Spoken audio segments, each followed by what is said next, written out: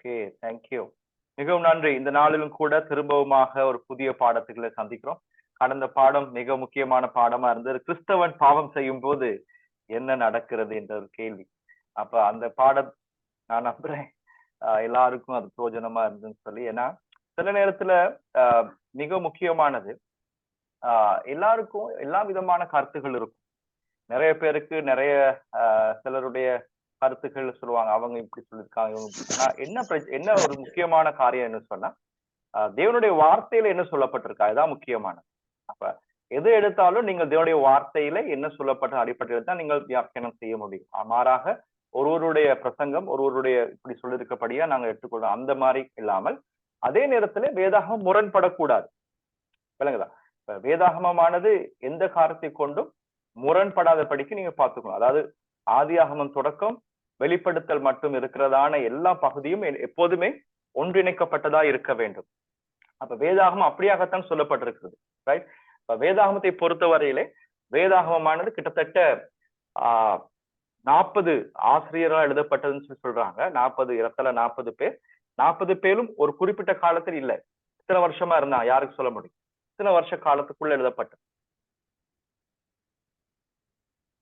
வேதாகமம் யாருக்கு ஞாபகம் இருக்குதா? யாருக்காவது? வேதாகமம்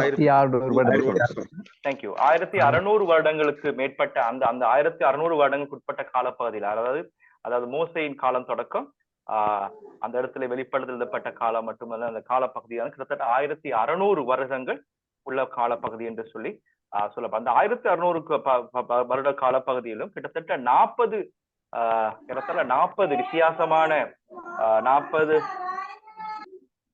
வித்தியாசமான 40 எழுத்தாளர்கள் மூலமாக பரிசுத்த ஆவியானவர் அவர்களை ஏவி அவர்களூடாக அந்த வார்த்தையை கற்றுக் கொடுத்ததை குறித்து, அந்த வார்த்தையை எழுதியிருக்கார் என்பதை குறித்து நாங்கள் பார்க்கிறோம். அப்ப 1600 பேர் எழுதியிருந்தாலும் கூட நாங்கள் வேதத்திலே ஆதியாகமம் தொடக்கம் நாங்கள் பார்க்க முடியும். விசேஷமாக ஆதியாகமம் தொடக்கம் வெளிப்படுத்த மட்டும் பார்க்கும் பொழுது அந்த இடத்திலே எந்த விதமான முரண்பாடும் இருக்காது. தேவனுடைய முழுமையான திட்டம் ஆதியாகமம் தொடக்கம் வெளிப்படுத்தப்பட்டு தெளிவாக போடப்பட்டிருக்கிறது. அப்ப அதை குறித்து நாங்கள் உங்களுக்கு கட்டம் கட்டமாக கற்றுக் கொடுத்து வருகிறோம் இந்த பாடத்துடனூடாக. ஏனென்றால் சில வேளைகளிலே நாங்கள் சில இடங்களிலே சில காரியங்கள் எங்களுக்கு புரியாதமல் இருக்கலாம், ஆனால் அந்த காரியம் எல்லாமே ஒன்றிணைக்கப்பட்டு இருக்கிறது. இப்ப நாங்கள் அதுதான் அந்த பாடத்தினுடைய முக்கியத்துவம் என்னன்னு சொன்னா, உங்களை ஒரு பகுதியிலே குழப்பி விட்டு இன்னொரு இடத்திலே வேற பகுதியாக சொல்லாமல் ஒவ்வொன்றையும் கனெக்ட் பண்ண பார்க்க, அதாவது வேதாகமம் எப்படி ஒன்றிணைக்கப்பட்டிருக்கிறதோ அதே விதமாக வேதத்தை கற்றுக் கொடுக்க நாங்கள் முயற்சிக்கிறோம். சார், இன்றைக்குரிய பாடத்தின் தலைப்பு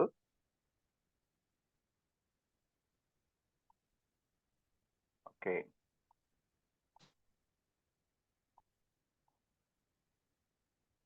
இன்றைய பாடத்தின் தலைப்பு the integrity of God's word. தேவனுடைய வார்த்தையின் முழுமை அல்லது உண்மைத்தன்மை அல்லது நம்பகத்தன்மைன்னு சொல்லலாம். அப்ப தேவனுடைய வார்த்தை, நான் ஏற்கனவே சொல்றது போல, தேவனுடைய வார்த்தையானது அது நம்பகத்தன்மையானது, உண்மைத்தன்மையானது, முழுமையானது, அதான் அர்த்தம்.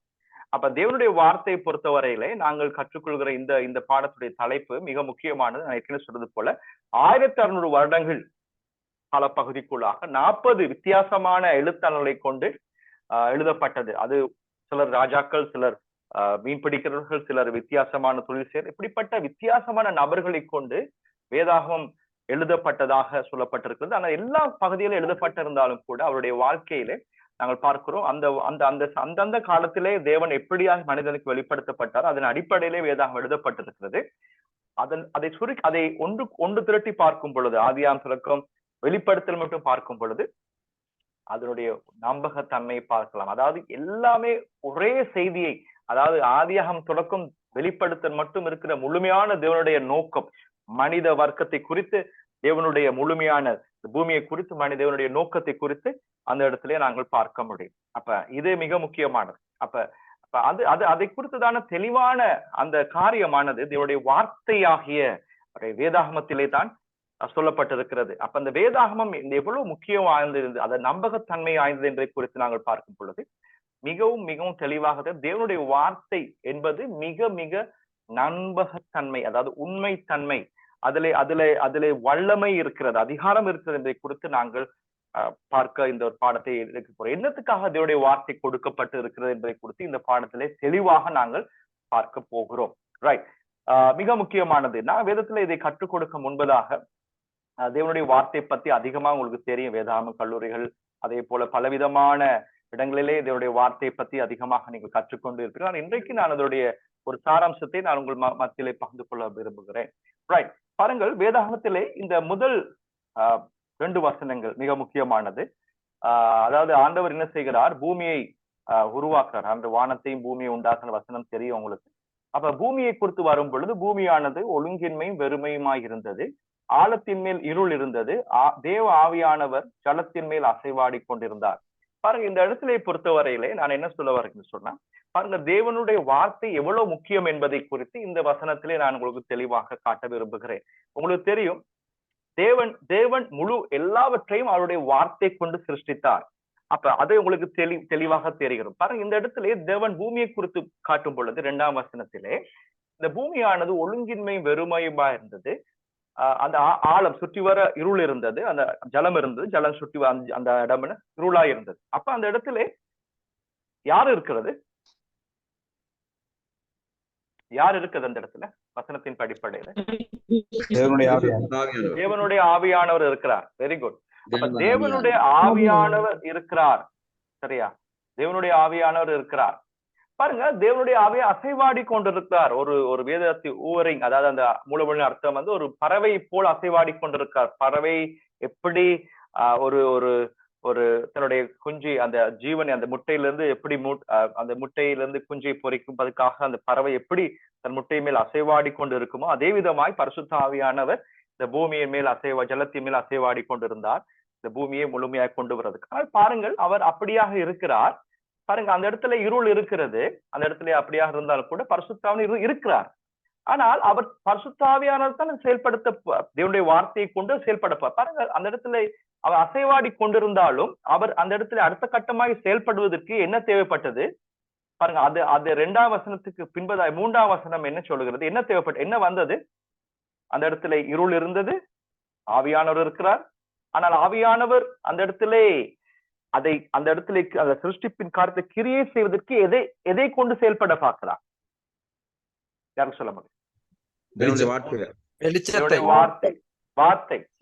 பாருங்க, தேவன் அந்த இடத்துல என்ன செய்கிறார், வெளிச்சம் உண்டாக கடவுள் என்று தன்னுடைய வார்த்தையை வெளியிடுகிறார். அப்ப பரிசுத்த ஆவியானவர் எங்களுடைய வாழ்க்கையில இருந்தாலும் கூட அவர் எதன் அடிப்படையில கிரியை செய்வார் என்றால், அவர் தானாக சுயமாக செயல்படாமல் என்ன செய்வார், தேவனுடைய வார்த்தையின் அடிப்படையில் தான் கிரியை செய்வார். அதான் முக்கியமான. அப்ப முதலாவது பகுதியிலே தேவனுடைய வார்த்தையின் முக்கியத்துவம், அதாவது நீங்கள் ஆதியாக புத்தகம் முழுவதும் நீங்கள் பார்க்கும் பொழுது, ஆதியாகமத்திலே விசேஷமா முதல் 2 பகுதியிலே தேவனுடைய வார்த்தையை கொண்டு தேவன் எப்படியாக பூமியை சிருஷ்டித்தார், அவருடைய வார்த்தையை கொண்டு எப்படி செயல்பட்டார் என்பதை குறித்து அந்த முதல் 2 அதிகாரத்தை நாங்கள் பார்க்க முடியும். அப்ப அது மிக முக்கியமானது, உங்களுக்கு தெரியும், அதை குறித்து உங்களுக்கு தெரியும். அதே விதமாக நீங்கள் வெளிப்படுத்தலை கடைசியாக பார்க்கும் பொழுது, வெளிப்படுத்தல் புத்தகம் கடைசி வசனம் என்ன சொல்லுது, யாருக்கு சொல்ல முடியும்? யாருக்கு ஞாபகம் இருக்கு? வெளிப்படுத்தல் கடைசி வசனங்கள்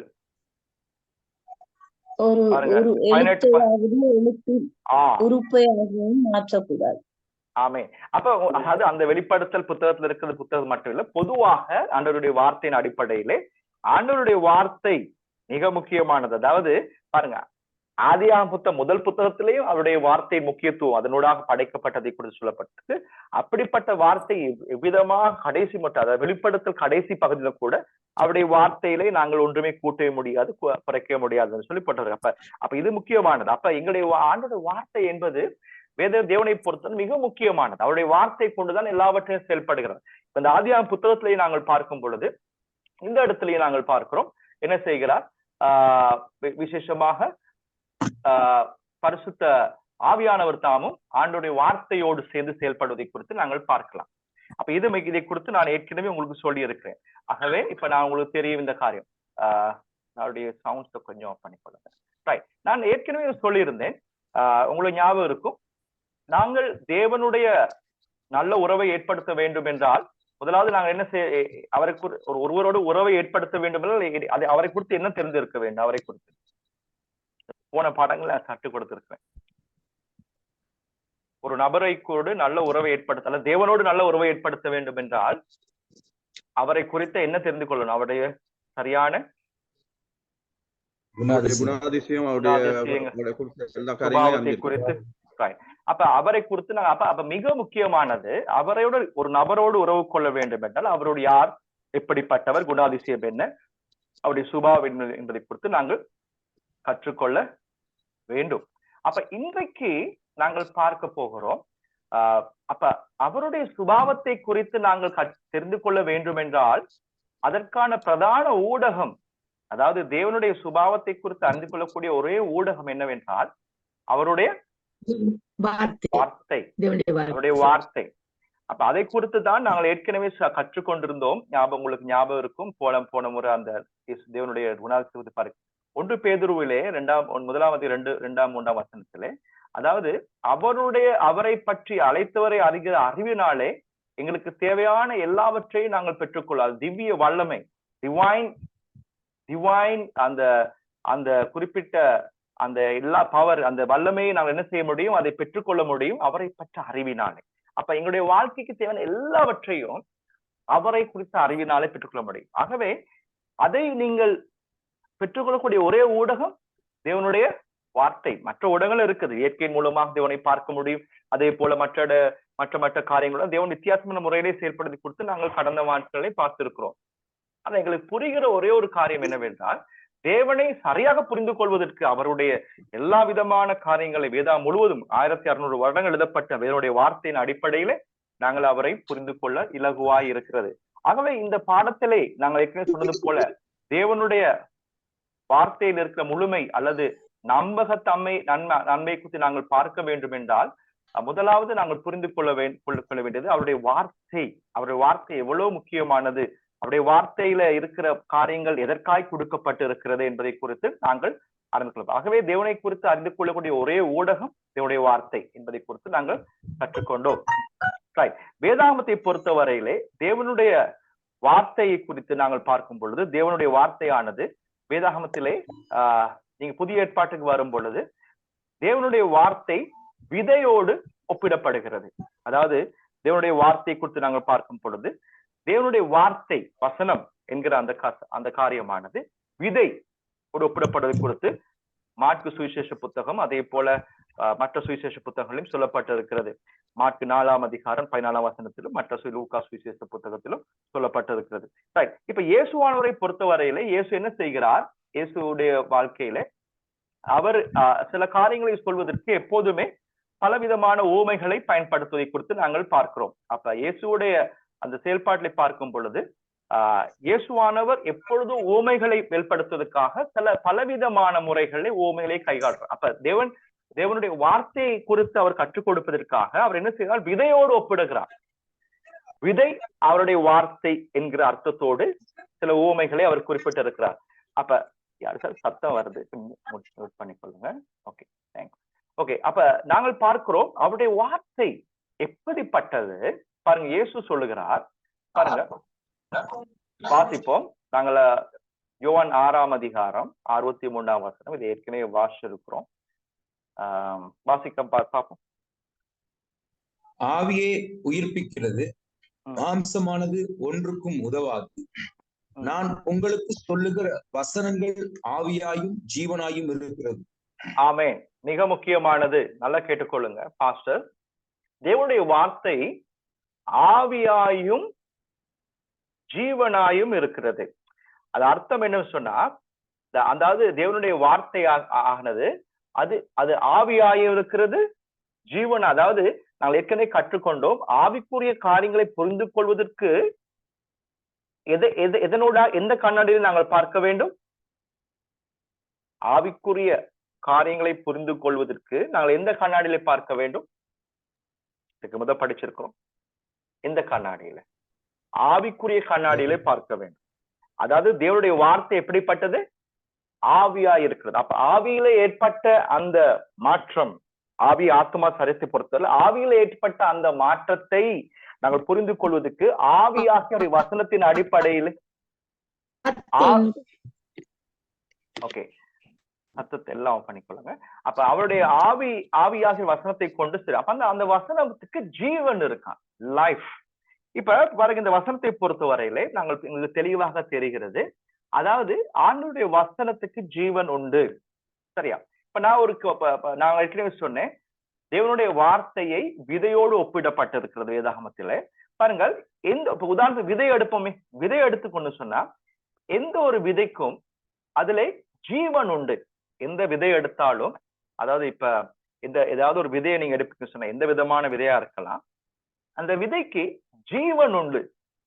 ஜீவன் மட்டுமல்லாமல் ஒரு ஆற்றல், ஆங்கிலத்திலே பொட்டன்ஷியல் என்று சொல்லுவார். பொட்டன்ஷியல் சொல்றது பொட்டன்ஷியல் வார்த்தை ஒரு குறிப்பிட்ட காரியத்தை அதனுடைய முழுமைன்னு சொல்லும் பொழுது, ஒரு விதை எடுத்தோம் சொன்னா அதனுடைய முழுமை விதை கிடையாது. நான் சொன்ன ஏற்கனவே உங்களுக்கு ஞாபகம் இருக்கு,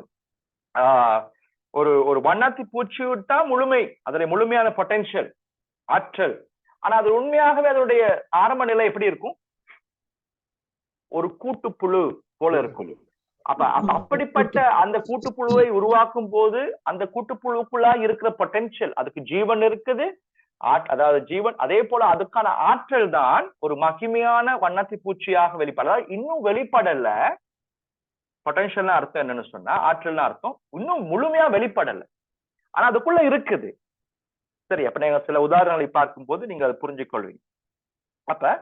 இப்ப விதையை பொறுத்த வரையில இப்ப உங்களுக்கு அதுக்குள்ள ஜீவனும் இருக்கு, அதுக்குரிய ஆற்றல் இருக்கு. ஒரு உதாரணம் சொல்றேன். இப்ப நீங்க மாம்பழ விதை எடுத்தீங்க சொன்னா, அந்த மாம்பழ விதைக்குள்ள ஜீவன் இருக்குது. மாம்பழ விதையை போல் இருந்தாலும் அதுக்குள்ள ஜீவன் இருக்குது. எப்படிப்பட்ட ஜீவன்? அந்த ஜீவனுக்குள்ள இருந்து வரக்கூடிய ஆற்றல் எப்படிப்பட்டது? என்ன ஆற்றல் இருக்கு?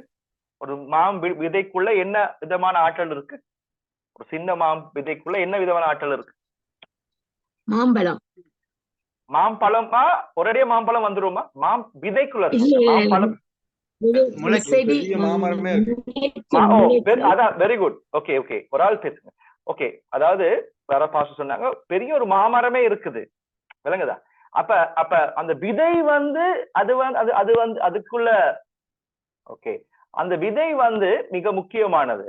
அதாவது விதைக்குள்ள ஜீவன் இருக்குன்னு சொன்னா, அந்த ஜீவனுக்குள்ள ஒரு பெரிய ஆற்றல் இருக்கு, பொட்டன்ஷியல் சொல்லலாம். அதாவது அது இன்னும் வெளிப்பாடல்ல, அது இருக்குது.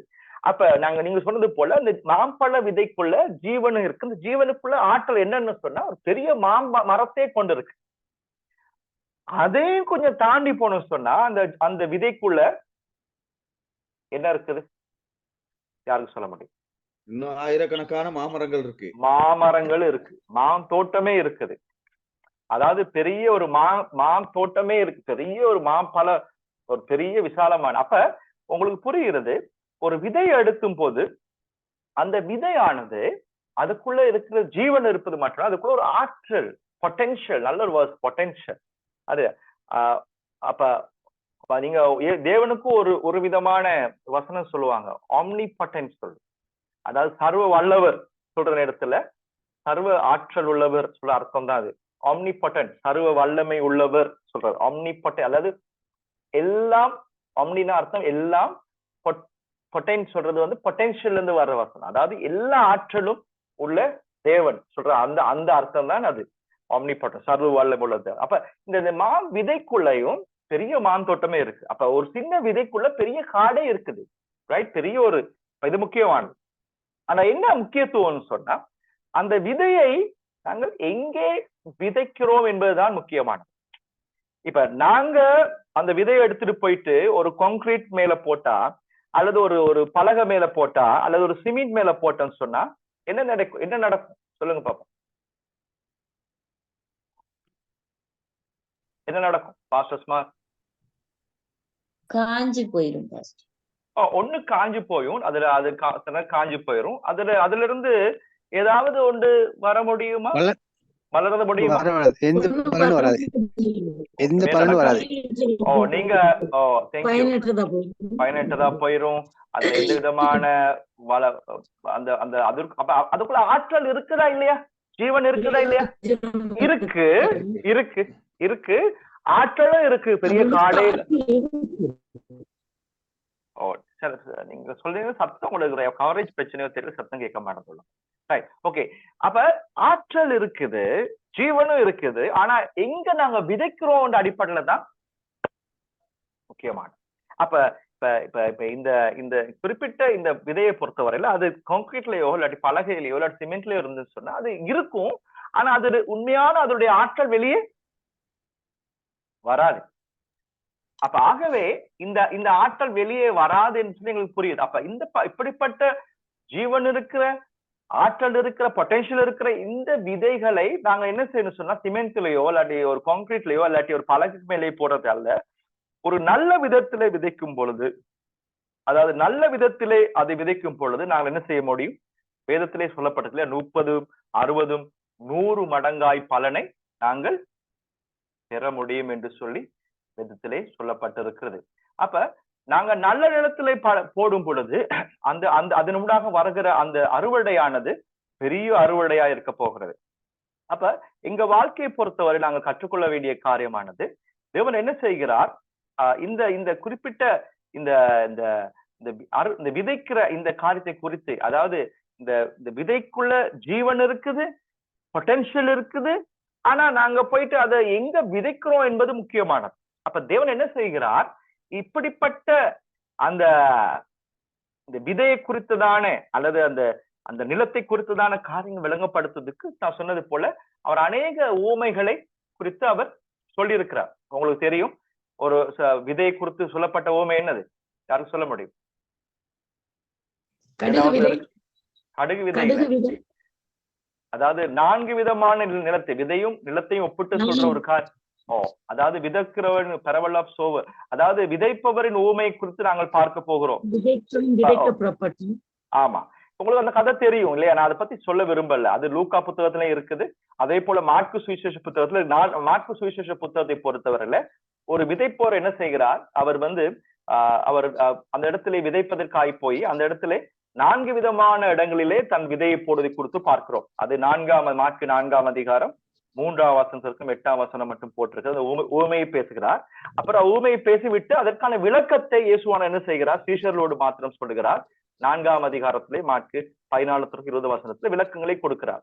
அப்ப அது அர்த்தமானது அவர் சொல்ல வருகிற காரியம் என்னவென்றால், அந்த 4 விதை, ஒன்று வழி அருகே, 2வது கட்பாறையிலே, 3வது எங்க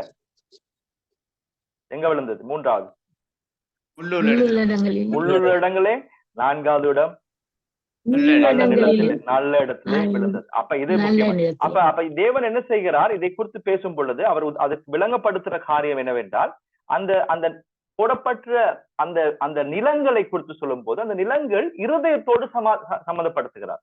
அதாவது தேவன் அந்த அந்த விதையை எதற்கு சம்மந்தப்படுத்துகிறார்? விதையை எதற்கு சம்மந்தப்படுத்துகிறார்? இல்ல, விதையை வார்த்தைக்கு. அதே நேரத்துல அவர் விதையை மனிதனுடைய இருதயத்தோடு ஒப்பிடுகிறார். இது முக்கியமான. அப்ப அது அந்த இடத்துல 4 விதமான இதயத்தை குறித்து அவர் சொல்லுகிறார். ஒன்று அந்த அந்த குறிப்பிட்ட அந்த ஊமையின் அடிப்படையில் நீங்கள் பார்க்க முடியும். அதாவது அந்த அந்த வழி அருகே விழுந்த அந்த அந்த விதை அந்த நிலத்தை குறித்து பேசுகிறார். அதே போல கட்பாறை விழுந்த விதையை குறித்து பேசுகிறார். அதே போல முச்செடிகளை விழுந்த நல்ல விதை. அப்ப இதனுடைய பார்க்கும் பொழுது எங்களுக்கு தெரிகிறது, தேவன் என்ன செய்கிறார்? சில காரியங்களை நாங்கள் தெளிவாக புரிந்து கொள்வதற்காக சில உவமைகள் மூலமாக அதை குறிப்பிடுகிறத குறித்து நான் பேச விரும்பல. உவமையை பத்தி பேசும்போது நிறைய டைம் போயிடும். அப்ப எங்களுக்கு சொல்ல வேண்டிய முக்கியமான காரியம் நிலத்துல வர நிலத்தை குறித்தும் விதையை குறித்தும். அப்ப எங்களுக்கு புரிகிறது, தேவனுடைய வார்த்தையின் அடிப்படையிலே விதை என்பது அந்த 4ஆம் அதிகாரத்தில் சொல்லப்பட்டிருக்க வசனத்தின் அடிப்படையிலே 8ஆம் வசனம் சொல்கிறது, மாற்கு சுவிசேஷத்துல அது தேவன் அந்த போடப்படுகிற விதையான தேவனுடைய வார்த்தை. அப்ப வார்த்தை என்பது அது. அதே போல நிலத்தை குறித்து வரும் பொழுது அவர் சொல்லுகிற காரியம் என்னவென்றால், அது எது? மனிதனுடைய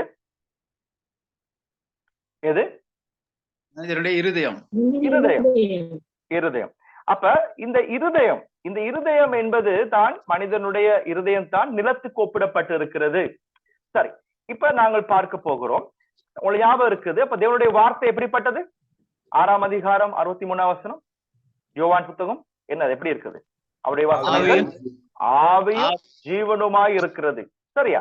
இப்ப அப்படிப்பட்ட வசனம் தான் விதை. அதே போல் நிலம் என்பது இருதயம். அப்ப உண்மையிலேயே வார்த்தை குறித்த அவருடைய நோக்கம் என்ன? அவருடைய நோக்கம், தேவனுடைய வார்த்தையை குறித்து வரும் பொழுது அவருடைய நோக்கம் என்ன? இந்த அதிகாரத்திலே நாங்கள் பார்க்க முடியும். நாங்கள் பார்க்கும் போது எங்களுக்கு தெளிவா தெரியுது. அதாவது தேவனுடைய நோக்கம் என்னவென்றால், அவருடைய வார்த்தை கொடுக்கப்பட்டிருப்பதற்கான பிரதான காரணமே உண்மை, அவருடைய வார்த்தை கொண்டு எல்லாம் சிருஷ்டிக்கப்பட்டு இருக்கிறது. சரியா? நல்லா கேட்டுக்கொள்ளுங்க. இதுல ஒரு முக்கியமான 2வது பாடம் ஒன்று இருக்கிறது. நான் அது இந்த முறையில இல்ல, நான் அதான் இப்பயே சொல்லிடுறேன். அது அடுத்த லெவல் 2ல இருக்குது. விசேஷமா ஒரு முக்கியமான பாடம். அதுல நான் அதிகமா இங்க எக்ஸ்பிளைன் பண்ணுவேன். அதாவது தேவனுடைய வார்த்தையை பொறுத்தவரையில எல்லாமே, முழு உலகமே எதன் அடிப்படையில இருக்கிறது? எதன் அடிப்படையிலே படைக்கப்பட்டிருக்கிறது? வார்த்தையின் அடிப்படையிலே. வார்த்தையின் அடிப்படையில் தான் எல்லாமே செயல்படுகிறது. சரியா? அதுதான் அது செயல்படுறதுக்கான ஊடகம். எல்லாமே இப்ப இயற்கை மேல இருக்கிறதான எல்லா விதமான சூரியனா, நட்சத்திரம் எல்லாவற்றையும் அவருடைய ஒரே வார்த்தையில இன்னைக்கும் அதேபடி இயங்கி கொண்டிருக்கிறது. அதே போல இன்றைக்கு பூமியில இருக்கிறதான எல்லா காரியமும் அதன் இயங்கி கொண்டிருக்கு. அப்ப வார்த்தை, அந்த வார்த்தையின் அடிப்படையில எல்லாமே இயங்கி கொண்டிருக்கிறது. அப்ப அந்த வார்த்தையோடு அதுதான் சட்டமாக இருக்கிறது உலகத்தை பொறுத்தவரையில. அவருடைய வார்த்தை உலகம் இயங்குவதற்கான சட்டம், உலகம் நடக்கிறப்ப அந்த வார்த்தையோடு யாரெல்லாம் வார்த்தையோடு ஒத்து போகிறார்களோ அவருடைய வாழ்க்கைக்கு நன்மை கொடுக்க வேண்டும் என்பது அவருடைய திட்டம். ஆகவே அதை ஏற்கனவே அவர் அதுக்கான காரியத்தை அவர் ஸ்தாபித்து விட்டார். வார்த்தையின் அடிப்படையிலே எல்லாமே ஒழுங்குபடுத்தி இருக்கிறது. அந்த வார்த்தையின் அடிப்படையில யாரெல்லாம் அதுக்கு பேரலலா அல்லது சமாந்தரமாக செயல்படுறாங்களோ அந்த நபருடைய வாழ்க்கையில நன்மையை கொடுப்பதற்கான எல்லா விதமான காரியத்தையும் தேவன் ஏற்படுத்தி முடித்து விட்டார். ரைட்? இப்ப நான் ஏற்கனவே உங்களுக்கு சொல்லி கொடுத்திருக்கிறேன், இந்த பாடத்துல நான் இடத்துல சொல்லுவேன். ஒரு மனிதனுடைய வாழ்க்கையை பொறுத்த வரையில அவனுடைய வாழ்க்கையை கிரியையை தீர்மானிப்பது எது? நான் ஏற்கனவே சொல்லி இருக்கேன் உங்களுக்கு. கனி கொடுக்கிறது இல்ல இல்ல, கிரியையை அவன் நடத்தையை தீர்மானிப்பது எது? அவருடைய பேச்சு. அவருடைய பேச்சு தீர்மானம். தீர்மானம். Very good. தீர்மானம். இந்த படத்தை பாருங்க, ஞாபகம் இருக்கா உங்களுக்கு? அதாவது நீங்க திருப்பி உங்களுக்கு ஞாபகப்படுத்த வேண்டி இருக்குது சில காரியங்கள். ஒரு மனிதனுடைய வாழ்க்கையை பொறுத்த வரையில இந்த வசனம் ஞாபகம் இருக்கா? நீதிமொழிகள் 23:7 ஞாபகம் இருக்கா? என்ன சொல்லுது? இருதயத்தின் நினைவு எப்படியோ அப்படியே அவன் இருக்கிறான். அப்ப அது அர்த்தம் என்னன்னா, இருதயத்துல என்ன இருக்குதோ அப்படித்தான் அவனுடைய வாழ்க்கை இருக்க போகுது. அதான் அர்த்தம். எல்லாருக்கும் ஞாபகம் இருக்கு தானே? தெரியும், எல்லாருக்கும் தெரியும், அந்த வசனம் தெரியும். அப்ப ஒரு மனிதனுடைய இருதயத்துல என்னத்தை நாங்க போடுறோமோ, அதுதான் அவருடைய வாழ்க்கையிலே உணர்வுகளை மாற்றும். உணர்வுகள் தீர்மானம் எடுக்க வைக்கும். தீர்மானமானது என்ன செய்யப்படுத்தும்? தீர்மானம் எடுக்கும் போது என்ன செய்வார்கள்? செயல்படுவார்கள், அல்லது நடத்தையிலே மாற்றம் வரும். அப்ப ஒரு மனிதனுடைய வாழ்க்கையிலே ஒரு நடத்தையில் மாற்றம் வர வேண்டும் என்றால் எங்கே மாற்றம் வர வேண்டும்? முதலாவது சிந்தனையில. Very important. அதுதான் இந்த வசனம். நீங்க இந்த வசனத்தை நோட் பண்ணி வச்சு முடிஞ்சா வீட்டுல ஒரு இடத்துல ஒட்டி இருக்குங்க. சரியா? இது முக்கியமான ஒரு வசனம். அதாவது ஒரு மனிதனுடைய இருதயத்துல என்ன மாற்றம் நடக்குதோ அதுதான் அவருடைய கிரியை மாறப்போகுது. ஏற்கனவே நீங்க படிச்சுட்டீங்க, உங்களுக்கு தெரியும் இது. அப்ப ஒரு மனிதனுடைய வாழ்க்கையிலே அவருடைய செயல் எப்படி என்பதை தீர்மானிப்பது அவனுடைய இருதயத்துல என்ன இருக்கிறதுன்னு அடிப்படையில. ரைட்? அதை பத்தி உங்களுக்கு தெரியும், எல்லாருக்கும் தெரியும் தானே? அது எத்தனை பேருக்கு தெரியும்? தெரியுமா? எல்லாருக்கும் தெரியும். ஓகே. மற்றவங்களுக்கும் தெரியுமா? தெரியும். Okay, right. அப்ப நல்லா கேட்டுக்கொள்ளுங்க. அப்ப தேவனை பொறுத்த வரையிலே தேவன் அவர் இந்த பூமியை பொறுத்த வரையில எல்லாவற்றையும் என்ன செய்து விட்டார் என்றால்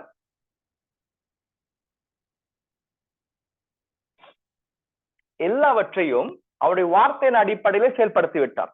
எல்லாம் அவருடைய வார்த்தை அடிப்பதான் எல்லாம் நடக்குது. இப்ப நம்ம அப்படி நினைக்காட்டி கூட அப்படித்தான் நடந்து கொண்டு இருக்குது. அப்ப தேவன் யாரெல்லாம் அவருடைய வார்த்தையோடு பேரலா நடக்கிறாங்களோ அவங்களுடைய நடத்தையின் அடிப்படையிலே அவருடைய வாழ்க்கைக்கான நன்மையை ஏற்கனவே தீர்மானித்து முடித்து விட்டார். அப்ப அவருடைய வாழ்க்கையிலே அந்த கிரியை தேவனுடைய வார்த்தையின் அடிப்படையில் நடக்க வேண்டும் என்றால் அவருடைய வாழ்க்கையிலே எந்த இடத்திலே மாற்றம் வர வேண்டும்? சிந்தனையில மாற்றம் வர வேண்டும். சிந்தனை அல்லது மனதிலே அல்லது இருதயத்திலே மாற்றம் வர வேண்டும். சரியா? இப்ப உங்களுக்கு புரியுதா?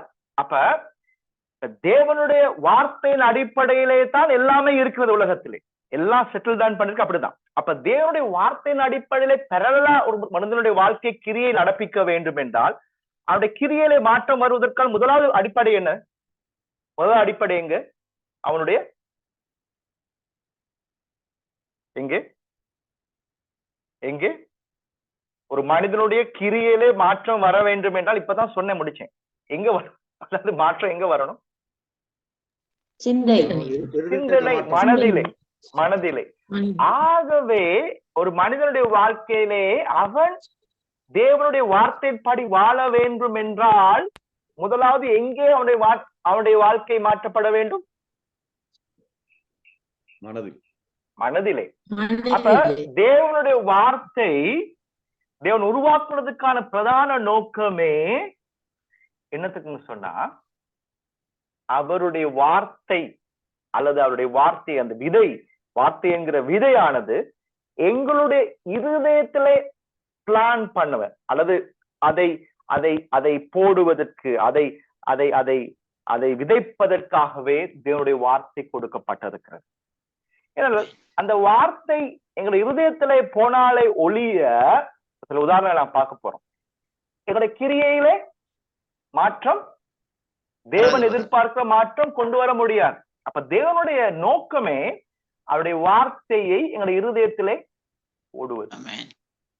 நல்லா கேட்டுக்கணும். இதுதான் முக்கியமான. அப்ப அது எங்களுடைய வாழ்க்கை. இப்ப நான் சொன்ன உங்களுக்கு சொல்லியிருக்கேன், பாடங்களை படிப்பிச்சிருக்கிறேன். எங்களுடைய இருதயத்துல நாங்க என்னத்தை டவுன்லோட் பண்ணுவோமோ அதுதான் எங்களுடைய கிரியையாக வெளியே வரப்போகுது. அதுதான் வேதவசனம் சொல்லுது இல்லையா? நாங்க இருதயத்தின் நினைவுதான் மனிதன் இருக்கிறான். அதே போல அவன் இருதயத்தின் நினைவுதான் வாய் பேசும். இருதயத்தினுடைய இருந்து தான் பிழையான காரியங்கள் வெளியே வரும். அப்ப இருதயத்துல நாங்க அப்படி பிழையான காரியங்களை போட்டிருந்தா பிழையான காரியம் தான் செயலா வெளியே வரும், நடத்தையா வரும். அதே நேரத்துல தேவனுடைய வார்த்தையை போடும் பொழுது என்னுடைய வாழ்க்கையில எப்படி என்ன நடக்க போகுது? கிரியை எப்படியா இருக்க போகுது? ஏன்னா எதை நாங்க உள்ளுக்கு போடுறோமோ, எதை நாங்க விதைக்கிறோமோ அதுதான் எங்களுடைய வாழ்க்கையிலே கிரியையாகி மாறப்போகுது. அப்ப தேவனுடைய நோக்கமே அந்த குறிப்பிட்ட அந்த விதையை என்ன செய்ய வேண்டும்? எங்களுடைய இருதயத்திலே விதைக்க வேண்டும். அந்த இருதயத்திலே விதைக்கும் போது அந்த விதையானது இப்ப நீங்க விதைச்சுட்டீங்க, விதைச்சோன்னு ஒரேடியா பலன் தருமா? நான் சும்மா கேட்கிறேன். தராது பாஸ்டர், நிச்சயமா தராது. அப்ப இப்ப உங்களுக்கு புரிகிறது. அப்ப இப்ப அது ஒரு ப்ரோசஸ், அதாவது ஒரு விதமான ஒரு செயல், அது ஒரு நடக்கிறதுக்கு. அப்ப அதை குறித்து தேவன் விளங்கப்படுத்துவதற்காக ஒரு உவமையை அதே அந்த மாற்கு 4ஆம் அதிகாரத்திலே 4 விதமான நிலத்தை சொல்ற அந்த அதிகாரத்திலே அவரை எப்படி அது நடைபெறும், அந்த மாற்றம் நடைபெறும், விதையினுடைய அந்த மறிப்பாற்றம் எப்படி நடைபெறும் கொடுத்து சில உதாரணம் சொல்ற. மாற்கு 4 வாசிப்போம். மாற்கு 4ஆம் அதிகாரம் 26, 27, 28, 29 வாசிங்க. வாசிக்கணும் யாராவது எனக்கு. பெண்ணும் அவர்களை நோக்கி, தேவனுடைய ராஜ்யமானது ஒரு மனுஷன் நிலத்தில் விதையை விதைத்து இரவிலே தூங்கி பகலிலே விழித்திருக்க அவனுக்கு தெரியாத விதமாய் விதை முளைத்து பயிராயிருக்கிறதற்கு ஒப்பாயிருக்கிறது. அது போதும். இப்ப பாருங்க, தேவனுடைய ராஜ்யத்தை பத்தி சொல்ல ஒரு மனிதன் நிலத்திலே விதைத்து அவன் நிலத்துல விதைத்த பருவ அப்படி அவன் அந்த இடத்துல அந்த இடமே அது வளராது. அவரை தேவன் இயேசு என்ன செய்கிறார்? அதை வெளிப்படுத்துவதற்கு, அதை விளங்கப்படுத்துவதற்காக இரவிலே விதைத்து அவன் பகல் விழித்திருக்க அவனுக்கு தெரியாத வண்ணமா, அதாவது இரவிலே தூங்கி அவன் திருப்பி போய் பார்க்கும் பொழுது அந்த அந்த அந்த போட்ட விதையானது முளைத்து பயிரா இருப்பதற்கு சமனான ஒரு காரியம். அதை பார்த்து அதுக்கு சில அதுக்கான ப்ரோசஸ் சொல்றாரு பாருங்க.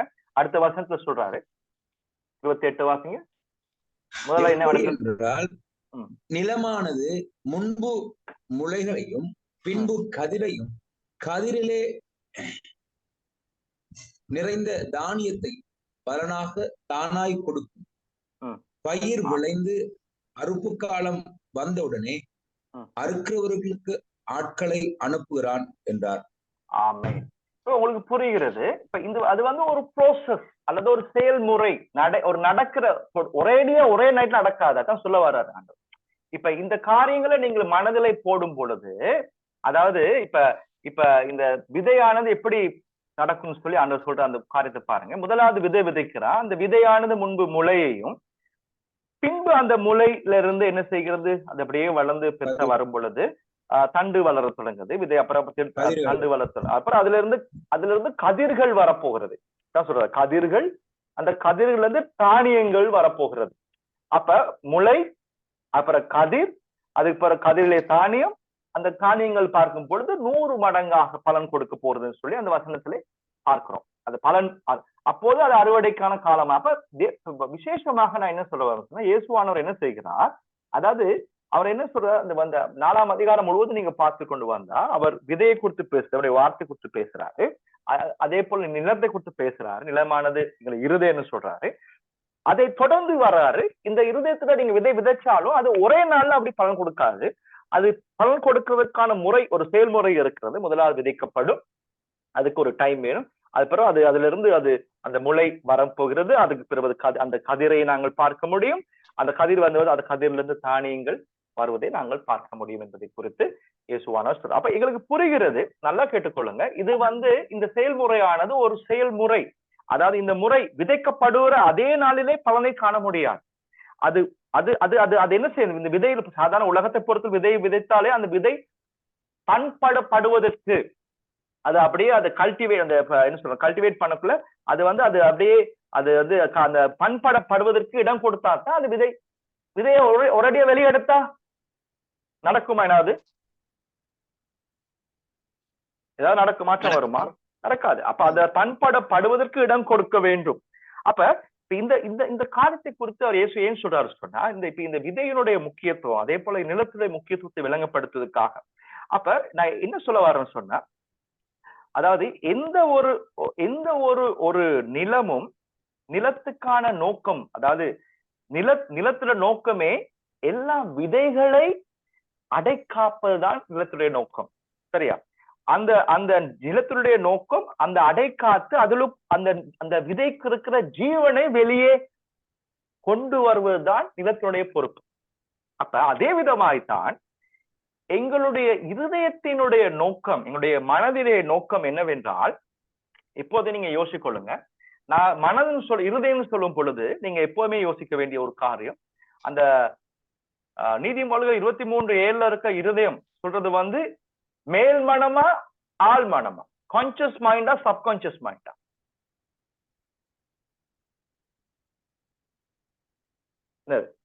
மேல் மனமா ஆள் மனமா?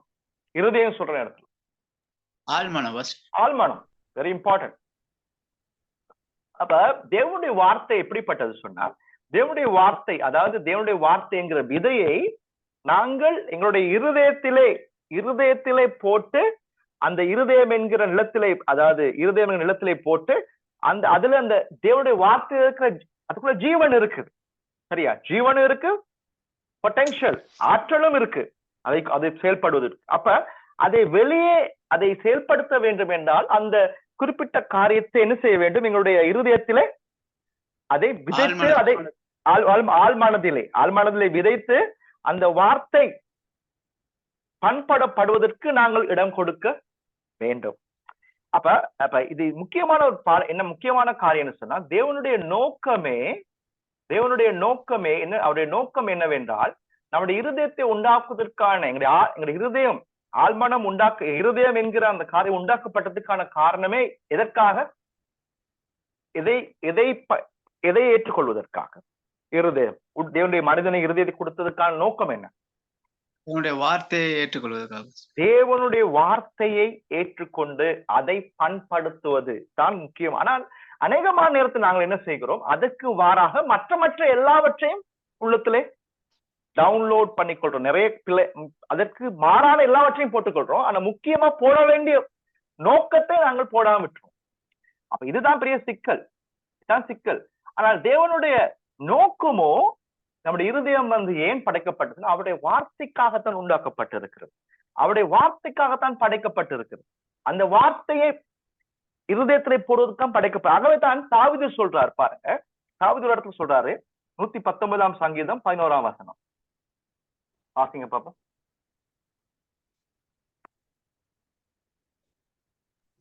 நான் உமக்கு விரோதமாய் பாவம் செய்யாதபடி உமது வாக்கை என் இருதயத்திலே வைத்தேன். நல்லா கேட்டுவேன் பாருங்க. இங்கிலீஷ்ல ஹிடன் சொல்லிப்பா, அதாவது ஒளித்து வச்சிருக்கிறாராம். அதாவது சொல்றாரு பாருங்க, இது முக்கியமான பாருங்க. தாவீது சொல்ற இந்த பாயிண்ட் பாருங்க. ஆண்டவரே, நான் உங்க வார்த்தைய எங்க வச்சிருக்கிறேன்? என் இருதயத்துல ஒளி, அதாவது இருதயத்துல வைத்துள்ளேன். சிங்களத்துல அது இருக்கு நிதான் கர்லத்தி. සිංහල දරක නිදාන් කරලා තියෙනවා. ස්වාමීනි, ඔබගේ මම ඔබට විරුද්ධව පව් කරන්නේ නැතුව පිණිස ඔබගේ වචනය මගේ අදවතේ நிதான் කරනවා என்ன அர்த்தம்? அதாவது நிதான் இப்ப நிதான்னா என்னது? நிதான் சிங்களத்துல புதையல ஒளிச்சு வைக்கிற மாதிரி அந்த சிங்கள மொழியில பலிசாஸ்திரம், ஆண்டவரே உங்க வார்த்தையின் இருதயத்திலே அப்படியே வச்சு ஒளிச்சு வச்சிருக்கிறேன், அப்படியே வச்சிருக்கிறேன் உள்ளுக்கு அந்த ஹிடன் வாட்ச். அப்ப அந்த சொல்றாரு பாருங்க, தாவீது சொல்ற ஸ்டேட்மெண்ட் பாருங்க. ஆண்டவரே, நான் உங்களுக்கு பாவம் என்கிற கிரியை உங்களுக்கு விரோதமான செய்யாதபடிக்கு, அதாவது ஒரு மனிதனுடைய வாழ்க்கையில அவன் பாவம் செய்ய வேண்டும் என்றால் முதலாவது அவன் பாவம் என்கிற கிரியை வர வேண்டும் என்றால் முதலாவது அவனை எந்த இடத்துல அவனுடைய வாழ்க்கை மாற்றப்பட வேண்டும். பாவம் செய்யணும்னு சொன்னேன். இப்ப நான் கடவுளுக்காக வாரம் சொல்லி பாவம் செய்யறதுக்கு என்ன எங்க மாற்றம் முதலாவது வரும்? பிழையான காரியம் செயலில் வெளிப்படணும்னு சொன்னா முதலாவது இயேசுவே சொன்னாரு, விபச்சாரம் பிழையான காரியங்கள் எல்லாம் எங்கிருந்து வருகிறது?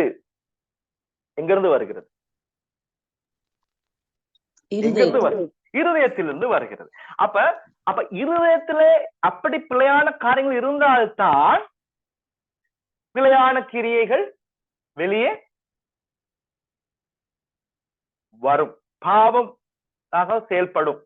அப்ப அதாவது என்ன சொல்ற, ஆண்டவரே நான் உங்களுக்கு விரோதமாக பாவம் என்கிற கிரியை செய்யாதபடிக்கு இப்ப நான் என்ன செய்யறேன்னு சொன்னா, பிழையான உள்ளுக்கு இருந்தாதான் ஆண்டவரே பிழையான பாவம் வெளியே வரும். ஆகவே நான் அப்படி செய்யாம இருக்கிறதுக்குள்ள இருந்தா அப்ப என் வாழ்க்கையில நீங்க எதிர்பார்த்து செய்யணும்னு சொன்னா நான் என்ன செய்யணும்?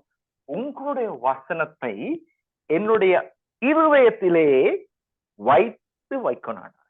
நிதான் ஹிடன், அதாவது ஆண்டவருடைய வார்த்தை என்கிற அந்த வசனத்தை எடுத்து எங்களை இருதயத்திலே அதை கல்டிவேட் பண்ண, அதாவது அதை பண்படுத்துவதற்கு நாங்கள் உள்ள டவுன்லோட். நம்ம பாஷையில உதாரணத்துக்கு தாவீது இந்த காலத்துல இருந்தா அந்த வைத்து இந்த வசனத்துக்கு என்ன சொல்லியிருப்பார்? சொல்லிட்டேன்,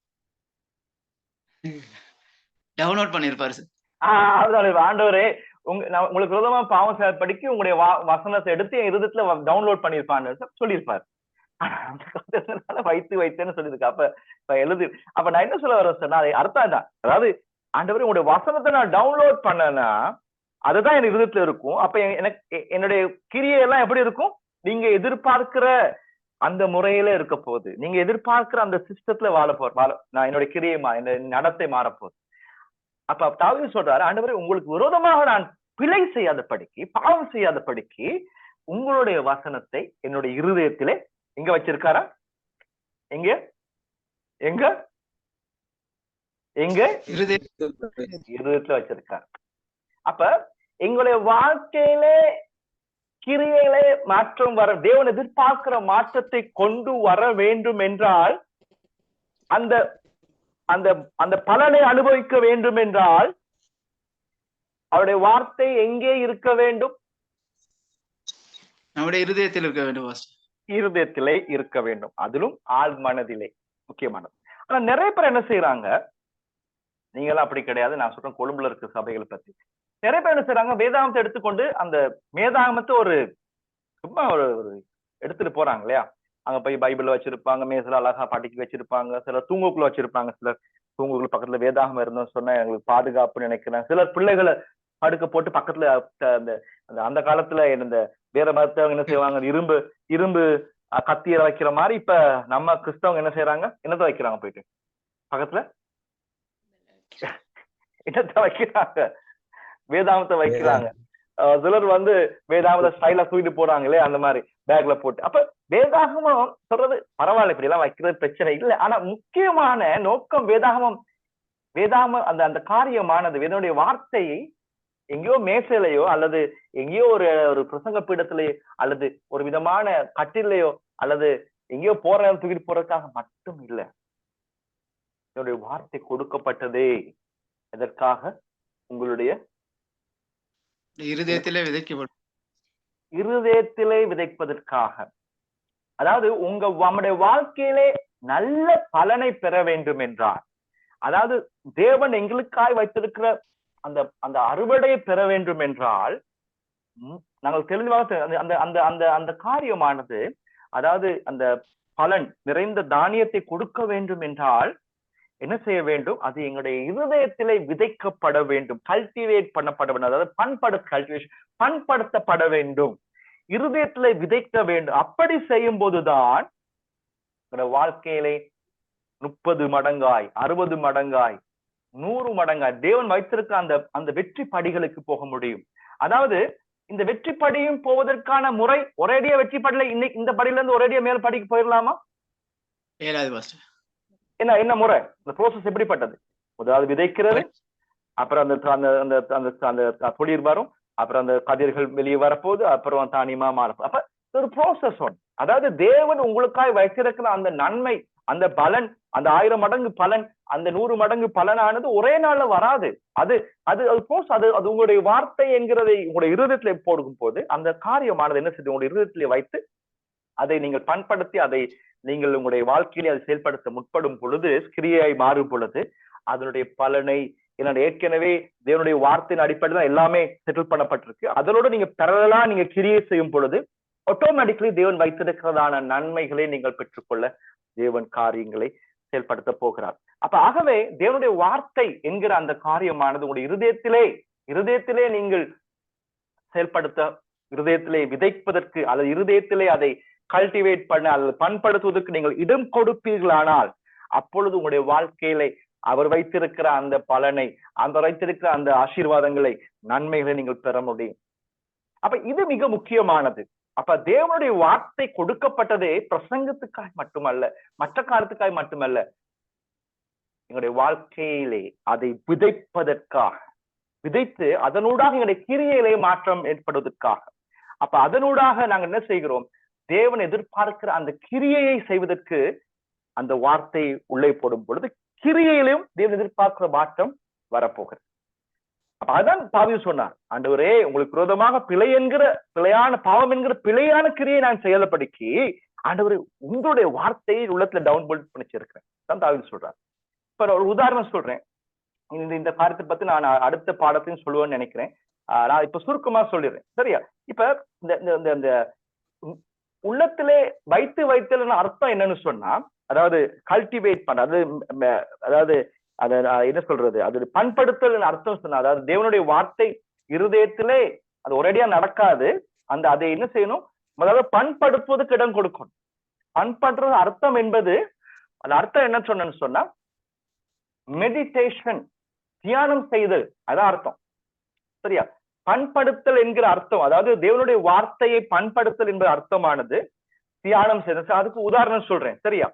தியானம் செய்தல் மெடிடேஷன் சொல்லுவாங்க. அதே போல மரணம் செய்தல் மெமரைசேஷன் சொல்லுவாங்க. அதாவது ஒரு வசனத்தை மனப்பாடம் பண்ணுதல் அல்லது தியானித்தல், 2 விதமான காரியம். அப்ப தியானம் என்பது உங்களுக்கு அதை விளங்கப்படுத்துறதுக்கு ஒரு சில காரியங்கள் சொல்றேன். தியானிக்கும் போது என்ன நடக்கும், மரணம் செய்யும் போது நடக்கும் சொல்லிப்பாங்க. மரண வசனம் செய்த அர்த்தம் என்னன்னு சொன்னா, அதாவது ஒரு வசனத்தை பாடமாக்குவதன் மூலமாக அந்த வசனத்தை எங்களுடைய மனதிலே ஞாபகம் வைத்துக் கொள்ள முடியும் மரண வசனம் சொல்லும் போது, சரியா? இப்ப நான் இதுக்கு ஒரு உதாரணமாக இயேசுனுடைய அந்த சந்தர்ப்பத்தை நான் காட்டுறேன். இப்ப இயேசுவானவர் உங்களுக்கு தெரியும், பிசாசினால் சோதிக்கப்பட்டார் வனாந்திரத்துல. உங்களுக்கு சம்பவம் தெரியும் தானே? நல்லா கேட்டுக்கணும். தெரியுமா எல்லாருக்கும் அந்த சம்பவம் தெரியும்? இயேசுவானவர் என்ன செய்கிறார்?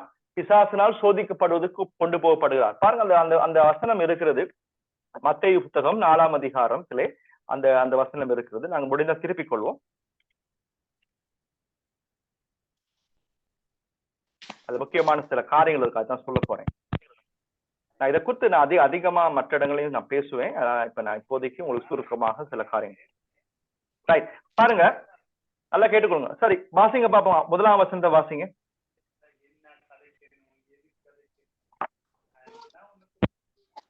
யாராவது வாசிங்க 1ஆம் வசனம். அப்பொழுது இயேசு பிசாசினால் சோதிக்கப்படுவதற்கு ஆவியானவரினாலே வனாந்தரத்துக்கு கொண்டு போகப்பட்டார். Wait, okay, thank you very much. பாருங்க, இதுக்கு முதல் வசனத்தை வாசிங்க பாப்போம். 1ஆம் வசனம், முதல் வசனம். அதாவது அன்றியும் 14ஆம் வசனம், கடைசி வசனம். அன்றியும் வானத்திலிருந்து ஒரு சத்தம் உண்டாகி, இவர் என்னுடைய நேசகுமாரன், இவரில் பிரியமாய் இருக்கிறேன் என்று உரைத்தது. நல்லா கேட்டுக்கொள்ளுங்க பாஸ்டர்ஸ்மார், கேட்டுக்கொள்ளுங்க, இது முக்கியமானது. அதாவது ஒரு சத்தம் வருது, இவர் என்னுடைய நேசகுமாரன், இவர் என்னுடைய குமாரன். சரியா? இவர் என்னுடைய என்ன சொல்றது, தேவனுடைய குமாரன் சொல்லி ஒரு சத்தம் வருது. சரியா? நல்லா கேட்டுக்கொள்ளுங்க, ரொம்ப முக்கியமான ஒரு பாயிண்ட் இது. அதாவது கடவுள் உங்களுக்கு ஏதாவது சொல்லுவார்னு சொன்னா, உங்களுடைய வாழ்க்கையில ஒரு காரியத்தை வெளிப்படுத்துவார் சொன்னா, அதாவது ஒரு கன்ஃபர்மேஷன் கொடுப்பாரு சொன்னா, அந்த கன்ஃபர்மேஷன், அந்த டிக்ளரேஷன் வரும் பொழுது, அதாவது அந்த அந்த அறிக்கை வரும் பொழுது, அது உங்களோட வாழ்க்கையில அதை கன்ஃபார்ம் பண்றதுக்கு. சரியா? அப்ப ஒரு காரியம் உங்களுக்கு, நீங்க கடவுள் உங்களை ஆஸ்வதிக்க போறாரு, உங்களுக்கு நன்மை கொடுக்க போறாரு, அல்லது உங்களுக்கு சுகம் கொடுக்க போறாரு, சில காரியங்களை உங்களுக்கு சொல்லும் போது அந்த டிக்ளரேஷன் ஆண்டவர்கிட்ட வரும் பொழுது, நல்லா கேட்டுக்கொள்ளுங்க, அந்த காரியம் வரும் பொழுது அதை அதை அதை உறுதிப்படுத்துவதற்கு என்ன செய்வான் பிசாசு? என்ன செய்கிறான் பாருங்க. பாருங்க, ஆண்டவர் சொல்றாரு, நீ என்னுடைய குமாரன், தேவனுடைய பிரியமான குமாரன் சொல்லி. பிசாசு சோதிக்க ஆரம்பிக்கிறது எப்படி ஆரம்பிக்கிறான்? எப்படி பேசுறான்? எப்படி சொல்றான்? நீர் பிசாசு 3ஆம் வசனம் சொல்லுது, குமாரனானால். இப்ப என்ன பாருங்க, பாருங்க, அந்த மூன்று பகுதியிலே நாங்க பாக்குறோம். சோதிக்கும் பொழுது அது என்ன செய்கிறான்? அந்த இடத்துல என்ன செய்கிறான்னு சொன்னா, அவன் என்ன சொல்றான்? தேவனுடைய குமாரன். ஏற்கனவே கடவுள் ஒரு கன்ஃபர்மேஷன் கொடுத்துட்டாரு, தேவனுடைய குமார் இவர் தான் கிரைஸ்ட், அவர் தான் தேவனுடைய குமாரன். அப்படி சொன்ன உடனே அதுக்கு எதிராக என்ன செய்யுது? அதுக்கு எதிராக அதை கன்ஃபார்ம், அதை எதிராக ஒரு காரியம் நடக்குது. அதாவது என்ன சொல்ற, கடவுள்கிட்ட ஏதாவது நீங்க நன்மையை பெற்றுக்கொள்ளும் பொழுது, நீங்க எப்போதுமே அதற்கான சவாலை, அந்த சேலஞ்ச் ஒண்ணு இருக்குன்னு சொல்லி நீங்க மறந்துடாது. இப்ப கடவுள் உங்களுக்கு ஒரு காரியம் சொல்லிட்டாங்கன்னு சொன்னா, நல்லா கேட்டுக்கொள்ளுங்க, இதை கன்ஃபார்ம். உதாரணத்துக்கு, கடவுள் உங்களுக்கு ஒரு காரியம் தரப்போறாரு. அப்ப அந்த காரியத்துக்கு முன்பதாக அதை பெற்றுக்கொள்வதற்கு, அதை உறுதிப்படுத்துவதற்கு முன்பதாக, அதை கன்ஃபார்ம் பண்ணுவதற்காக, அந்த டிக்ளரேஷன் என்ன நடக்கும்னு சொன்னா, சில காரியங்களை நீங்க டெஸ்ட் பண்ணப்படுவீங்க. அதாவது இயேசுவான தேவனுடைய குமாரன் தான், அது சந்தேகம் கிடையாது. அப்ப அவன் என்ன செய்கிறான்? பிசாசு பாருங்க, அந்த வசனம் கேட்டு அடுத்த பகுதியிலே வரும் பொழுது, அவர் குமாரனே என்பதை உறுதிப்படுத்துவதற்காக என்ன செய்யறான்? அவரை சோதிக்கிறான். அப்ப நான் என்ன சொல்லுவாருன்னு சொன்னா, நீங்க எப்போதுமே நீங்க ஞாபகம் வச்சுக்கொள்ளுங்க, நீங்க கடவுளுக்கு முன்பதாக ஒரு காரியம் நீங்க பொருத்தனை பண்றீங்க. ஆண்டவரை, இனிமேல் உங்களுக்கு விரோதமாக நான் பிழையான வாழ்க்கை வாழ மாட்டேன், இனிமேல் நான் உங்களுக்கு விரோதமா இப்படியாக கடன் எடுக்க மாட்டேன், இல்லாட்டி இப்படியாக நான் இப்படி காரியங்கள் சொல்ல தீர்மானம் எடுத்துட்டு போறீங்க. ஆனா அப்படி போன பிறகுதான் என்ன நடக்கும்? உங்களை அதை சோதிக்கிறதுக்கு என்ன நடக்கும்? அதுக்கு ஏற்ற காரியங்களே உங்களுக்கு வரும். ஏன்னா நீங்க எந்த காரியத்தை டிக்ளேர் பண்றீங்களோ அந்த காரியம் உங்களுக்கு சவாலாக வர முடியும். நல்லா கேட்டுக்கொள்ளும். அதாவது தேவன் அவருடைய குமாரன் என்று சொல்லிய பிறகு அப்புறம் அவர் குமாரனா என்று சொல்லி அவன் 3 அந்த இடத்துல கேட்கிறான். அப்ப இது முக்கியமான இந்த வசனத்துல நாங்க பார்க்கும் பொழுது, நான் அதை அடிஷனலா உங்களுக்கு சொன்னது. அப்ப இது எங்களுக்கு புரிகிறது. அப்ப சாத்தான் என்ன செய்கிறான் பாருங்க, இந்த இடத்துல சாத்தான் என்ன எப்படி சோதிக்கிறான்? இயேசு கிறிஸ்துவை எதன் மூலமாய் சோதிக்கிறான்?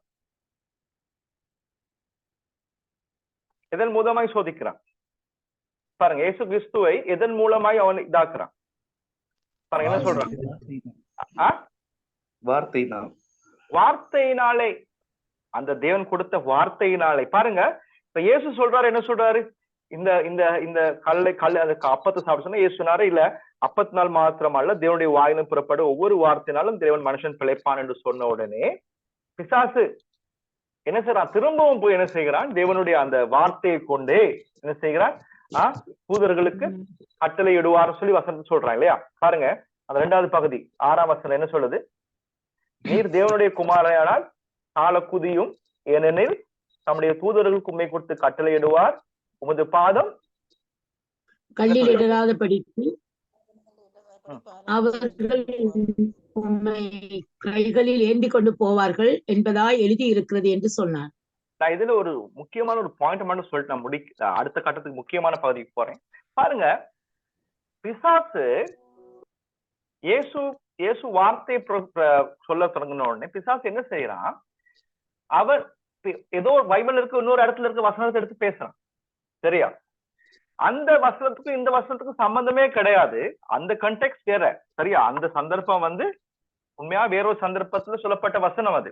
ஆனா அந்த சந்தர்ப்பத்தை எடுத்து என்ன செய்யறான்? இந்த இடத்துல அவன் பாவிக்கிறான்.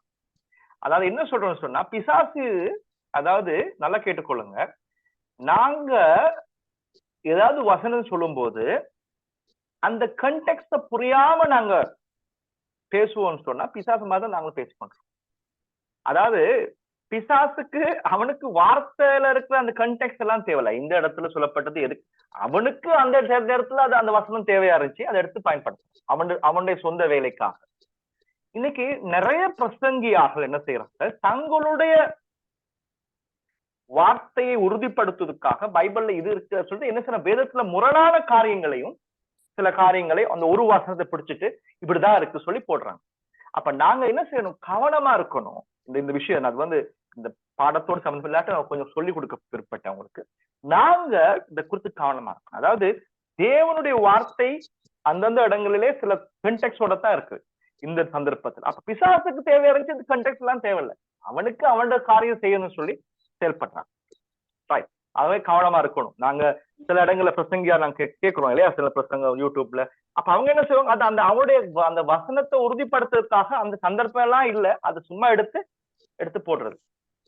அப்படி நடக்குது, நானே கேட்டிருக்கேன். அப்ப ஆகவே நான் என்ன சொல்றேன் சொன்னா, பிசாசை போல நாங்கள் செயல்படாதபடி கவனமா இருக்கணும். ரைட், முக்கியமான காரியம், இந்த பிசாசு வசனத்தை சொல்றான். சரியா? பிசாசு இந்த வசனத்தை சொல்லும் போது நாங்க பாக்குறோம், வசனத்தை பேசுறான். நான் ஒரு கேள்வி கேட்கிறேன், வசனத்தை அவங்க விதத்துல பிசாசு அந்த வசனத்தின் படி வாழ்வதற்கு தன்னை அர்ப்பணிச்சிருந்தாங்க.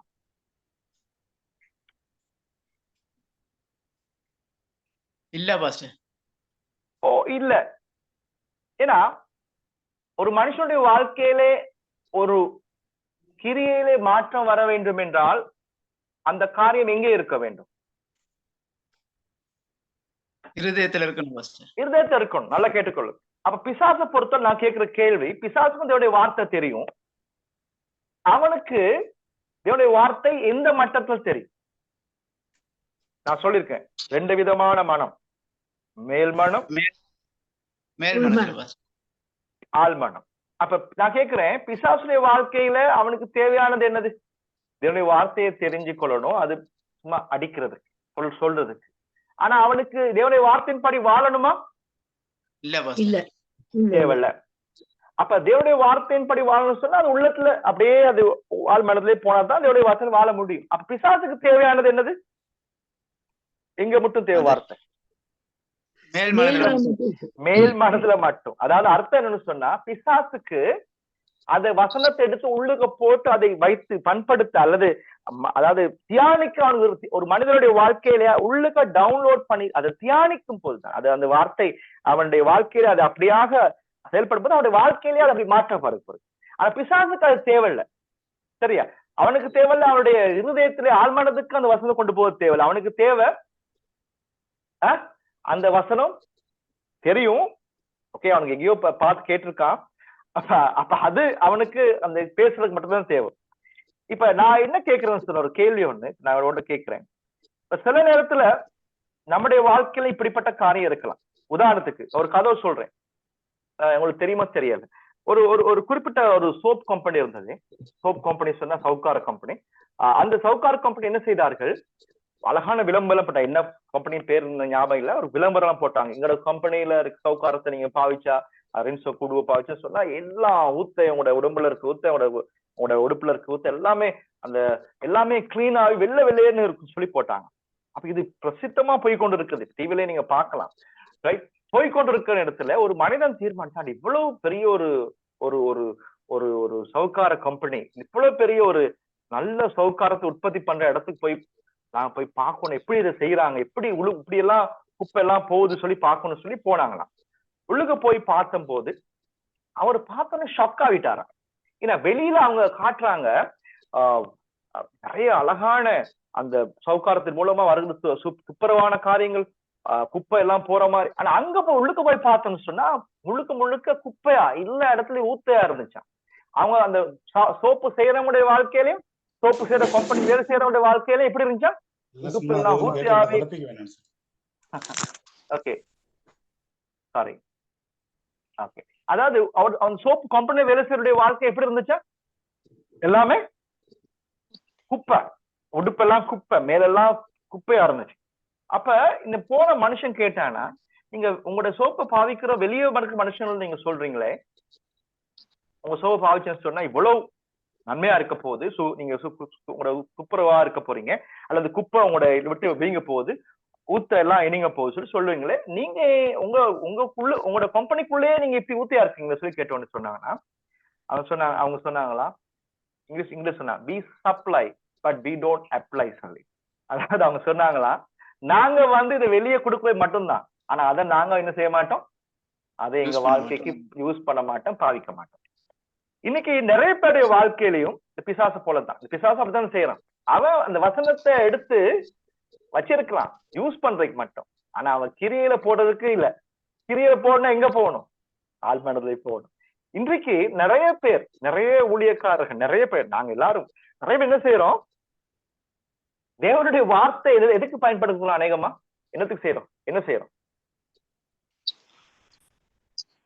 யாருக்காக வாய்ப்பு வச்சிருக்கோம், நாங்க சப்ளை பண்றதுக்கு மட்டும்தான், மத்தவங்களுக்கு கொடுக்கறதுக்கு, மத்தவங்களுக்கு அது பிரயோஜனமா இருக்கு சொல்லி நாங்க கொடுத்தோம். ஆனா நாங்க அதை என்ன செய்ய மாட்டோம், யூஸ் பண்ண மாட்டேங்கிறோம், அப்ளை பண்ண மாட்டோம், யூஸ் பண்ண மாட்டோம்.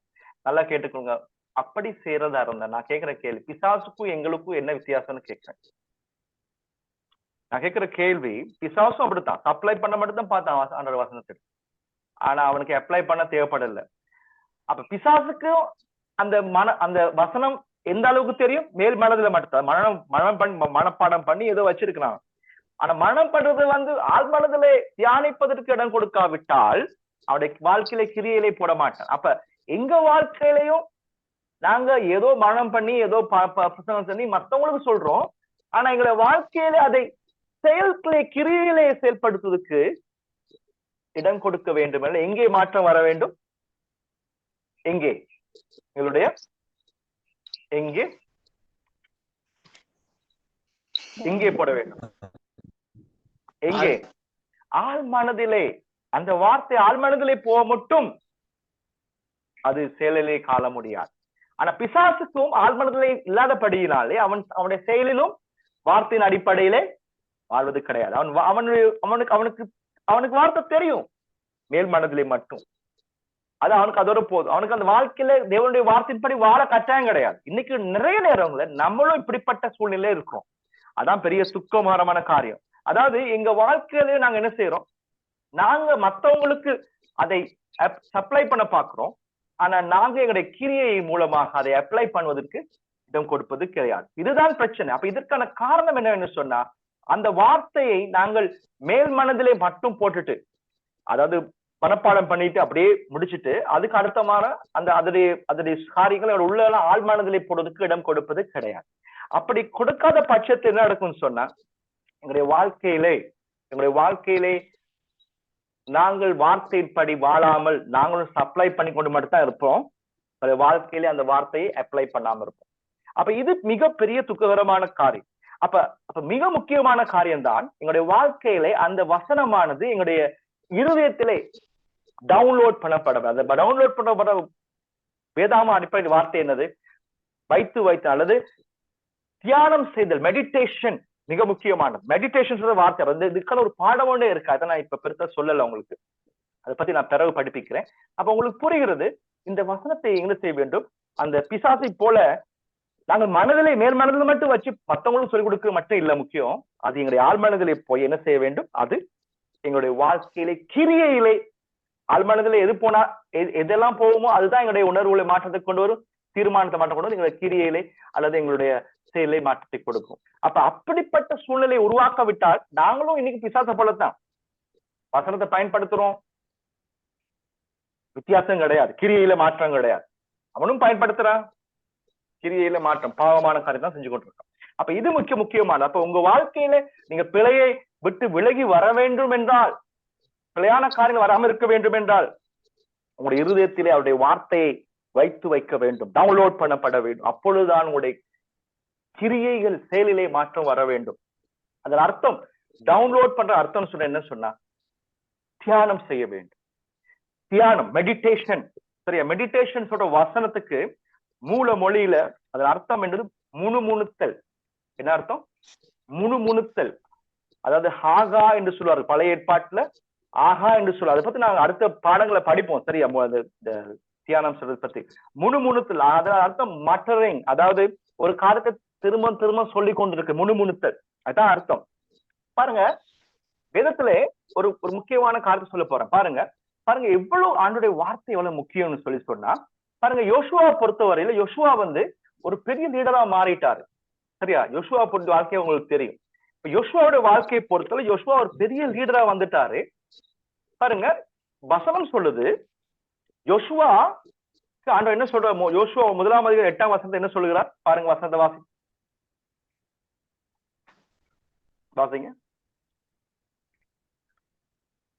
வாசிங்க பாஸ்டர். யோசுவா 1:8. இந்த நியாயப்பிரமாண புஸ்தகம் இவர்களின்படியெல்லாம் நீ செய்ய கவனமாயிருக்கும்படி. முதல்ல பேசுங்க, முதல்ல வாசிங்க. ஒரு விஷயத்தை நீங்க சொல்லாம போயிட்டீங்க. இந்த நியாயப்பிரமாண புஸ்தகம் உன் வாயை விட்டு பிரியாதிருப்பதா. ஆமீன். கொஞ்சம் இருங்க, நல்லா கேட்டு. இந்த வாயை விட்டு அது அர்த்தம் என்னது? மூல மொழியில தியானத்துக்கான அர்த்தம் என்னது? முணுமுணுக்கிறது. வாயை விட்டு அது அப்படியே சொல்லிக்கொண்டே இருக்கிறது தான் அர்த்தம், மூல மொழியில அர்த்தம். மட்டரிங், ஆகா என்ற வசனத்தின் அர்த்தம் முணுமுணு. அப்ப நியாயப்பிரமாண புஸ்தகத்தை நீ என்ன செய்யணும், தொடர்ந்து அதை நீ வாயை விட்டு பிரியாது இருக்க அர்த்தம். அது அர்த்தமே தியானம் செய்யறது. சரியா? ரைட். வசனத்தை வாசிங்க. இது எழுதியிருக்கிறபடியெல்லாம் நீ செய்ய கவனமாய் இருக்கும்படி இரவும் பகலும் அதை தியானித்துக் கொண்டிருப்பாயாக. தியானித்துக் கொண்டிருப்பது அர்த்தம் நீ மட்டரிங், அதாவது நீ அதை பத்தியே நீ வாயில விட்டு அது பிரியாது இருப்பது அர்த்தம் தான். அந்த அதை சொல்லி அது கீழே வர தியானிங் சொல். அப்பொழுது நடக்க போகுது, அப்பொழுது உன் வழியை வாய்க்க பண்ணுவாய், அப்பொழுது புத்திமானாயும் நடந்து கொள்வாய். ஆமே. இப்ப நான் ஒரு கேள்வி கேட்கிறேன். இப்ப யோசுவா வந்து ஒரு பயங்கர லீடரா மாறிட்டார். சரியா? இப்ப அப்படிப்பட்ட யோசுவாக்குள்ள வித்தியாசமான வரங்களை அங்க கொடுத்துட்டார். பாருங்க, சீக்கிரமா வாசிப்போம். இதுக்கு அதிகாரம், அதாவது யோசுவா புத்தகத்துக்கு முதல் அதிகாரம் என்னது? யாரும் சொல்ல முடியும்? யோசுவா புத்தகம் 1 அதிகாரத்துக்கு இருக்க அதிகாரம் என்னது? உபாகமம் 34 அதிகாரம். சரியா? 34 அதிகாரம் 9 வசனத்தை வாசிங்க. டக்குனு வாசிங்க 9 அதிகாரத்தை. 9வது வசனம். மோசே நூனின் குமாரனாகிய யோசுவாவின் மேல் தன் கைகளை வைத்தபடியினால் அவன் ஞானத்தின் ஆவியினால் நிறையப்பட்டான். இஸ்ரவேல் புத்திரர் அவனுக்கு கீழ்ப்படிந்து கர்த்தர் மோசேக்கு கட்டளையிட்டபடியே செய்தார். ஆமீன். வசனம் சொல்றது பாருங்க, யோசுவா மேல என்ன வரம் வந்திருக்கு? என்ன ஆவி? ஞானத்தின் ஆவி அவன் மேல அந்த வரம் வந்திருக்கு. Wisdom, spirit of wisdom. சரியா? நல்லா கேட்டுக்கொள்ளுங்க. அதாவது ஞானத்தின் ஆவி அவனுக்குள்ளாய் வந்திருக்குது. சரியா? நல்லா கேட்டுக்கொள்ளுங்க. இப்ப அவனுக்குள்ள ஆவிக்குரிய கிரியைகள், ஆவிக்குரிய அந்த வரங்கள் இப்ப திருப்பி சொல்லுகிட்டு பாருங்க, வரங்கள் கிரியை செய்ய தொடங்கினாலும் கூட, வரங்கள் அவனுக்குள்ளா இருந்தாலும் கூட, பாருங்க ஆண்டவர் என்ன சொல்றாரு, ஓகே அவன் ஆவியில ஆவியின் வரங்கள் இருக்கிறான், அதாவது ஞானத்தின் வரம் அவனுக்குள்ள இருக்கு, ஒரு பெரிய டீமை கொண்டு அந்த வரத்தை கொண்டு அவனுக்கு செயல்படலாம். இப்ப ஆனா அப்படிப்பட்ட யோசுவாக்கு தான் என்ன செய்கிறாரு, அடுத்த அதிகாரத்துல வரும் பொழுது இப்ப யோசுவா உனக்கு ஞானத்தின் வரம் இருக்குதான், ஆமா இல்லாம இல்ல, உனக்கு வரங்கள் இருக்குது, உண்மை இல்ல, அது உண்மைதான். ஆனா அதெல்லாம் இருந்தாலும் கூட முக்கியமானது என்னது, வரங்கள் எல்லாமே இருந்தாலும் கூட என்ன செய்யணும், அவருடைய வார்த்தையை என்ன செய்யணும், விட்டு விலகாமல் இருக்கணும். அதாவது கவனமா இருக்கும் படிக்க, அதாவது உன் வாழ்க்கையில உன் வாழ்க்கையில கிரியையில அது நல்லதா இருக்கும்னு சொன்னா, நல்ல கிரியை வரணும்னு சொன்னா என்ன செய்யணும், அந்த வார்த்தைகளை நீ தியானிக்கணும். விட்டு விலகா படிக்க என்ன செய்யணும், அது இருக்குன்னா தியானிக்கணும். தியானன அர்த்தம் என்னது, தியானன அர்த்தம் என்னது, முணுமுணுத்து அது அல்லது அது தியானன அர்த்தம் வந்து தியானத்தின் மூலம் என்ன நடக்க போகுது, எங்களுடைய மேல் வசனம் எங்க போக போகுது, மேல்மானத்துல இருக்கிற வசனம் மேல மண்மனத்துக்கு போக போதா, ஆழ்மானத்துக்கு போக போதா? தியானம் என்பது அர்த்தமே எங்களுடைய அந்த வசனங்களை டவுன்லோட் பண்ணிக்கொள்றோம். அதாவது என்னுடைய உள்ளத்துல ஆழ்மானத்தை போடும் பொழுது அது எங்களுடைய வாழ்க்கையை என்ன செய்கிறது, அது என்ன செய்கிறது, எங்களுடைய வாழ்க்கையிலே அது அப்படிப்பட்ட வாழ்க்கை கவனமா இருக்கும்படிக்கு கிரியை செய்யறதா தான் யோசுவா சொல்றாங்க. அதாவது நீ வசனத்தை நீ டவுன்லோட் பண்ண என்ன நடக்கும், அது உன்னுடைய வாழ்க்கையிலே நீ உன்னுடைய மனதிலே போட போட ஆழ்மனதை உணர்வுகளை மாற்றப்படும் தீர்மானம் சரியான தீர்மானம் எடுத்து உன்னுடைய கிரியைகள் ஆண்டவர் விரும்புற வண்ணமாய் அப்பொழுது நீ செய்வதெல்லாமே வாய்க்க பண்ண போது நீ அப்போது நீ எல்லாவற்றையும் நன்மையா இருக்க போற. அப்ப நல்லா கேட்டுக்கொள்ளுங்க, நீங்க தியானிக்கிற சொல்ற வசனம் வரும்போதெல்லாம் அங்கே ஆசீர்வாதம் வரப்போகுது. இன்னொரு இடத்துல அப்படிப்பட்ட இடம் இருக்கு, இரவும் பகலும் தியானித்துக் கொண்டிருந்தால் எங்க சங்கீதம் 1:2 முதலாம் என்ன சொல்றது, அதுல என்ன சொல்றது, இரவும் பகலும்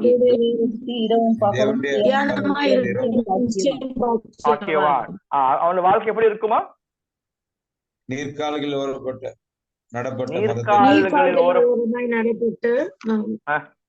நடப்பட்ட அவன் செய்வதெல்லாம் அதாவது தன் காலத்தில் கணித இலையுதிரா இருக்க மரத்தை போல் இருப்பான், அவன் இதெல்லாம் வாய்க்கும். நல்லா கேட்டுக்கொள்ளுங்க, இப்ப நான் என்ன சொல்ல வர சொன்னா, எல்லாவற்றையும் அவனுடைய வார்த்தை உருவாக்கப்படுறது எங்களுடைய உள்ளத்துல டவுன்லோட் பண்றேன். அப்ப டவுன்லோட் பண்ண என்ன நடக்கும்னு சொன்னா, எங்களுடைய கிரியையும் அதுக்கு ஏற்றபடி மாறப்போகுது. சொல்றாரு, நீ தியானித்து கொண்டிருக்கும் போது உன்னோட வழியில நீ அப்படியா வாய்க்க பண்ண போற, நீ அப்படியாக கிரியை செய்ய போற, கவனமா இருக்க போற, நீ உள்ளத்துல அப்படி. அப்ப அதை நீங்க போட நடக்கும் சொன்னா நீ என்ன செய்ய போறாய், உன்னுடைய வாழ்க்கையில நீ வாய்க்க பண்ணுவாய். அதே தான் அங்கே சங்கீதம் சொல்றாரு, அவருடைய வார்த்தையை தியானிக்க எங்களுடைய டவுன்லோட் தியானம் அர்த்தம் டவுன்லோட் ஆகப்படும் போது அது எங்களுடைய வாழ்க்கையில என்ன செய்யும், கிரியையிலே அவர் எதிர்பார்க்கிற காரியங்களை செயல்படுத்துவதன் மூலமாய் ஏற்கனவே தேவன் எதிர்பார்க்கிற அந்த அவருடைய சிருஷ்டிப்பின் காரியங்கள் எல்லாமே அந்த ஒழுங்கின் படி இருக்கிறது வார்த்தையின் அடிப்படை. அப்ப நாங்களும் அவருடைய வார்த்தை அடிப்படையில கொண்டா செயல்படும் பெறலா போகும் பொழுது அந்த தேவன் வைத்திருக்கிற எல்லா நன்மைகளையும் நாங்கள் இயற்கையாகவே பெற்றுக்கொள்ள போகிறோம். ஆமென். அப்ப தேவனுடைய வார்த்தை கொடுக்கப்பட்டது உங்களுடைய இருதயத்திலே வைப்பதற்காக, இருதயத்திலே டவுன்லோட் பண்ணிக்கொள்வதற்காக. அப்படி செய்யப்படும் பொழுது நீங்கள் செய்வதெல்லாம் வாய்க்க போகிறது, நீங்கள் செய்வதெல்லாம் நன்மையாய் மாறப்போகிறது. ஏன்னா இந்த உலகத்தை பொறுத்தவரையிலே தேவன் எல்லாவற்றையும் அவருடைய வார்த்தையின் அடிப்படையில் தான் மேனேஜ் பண்ணி கொண்டிருக்கார்.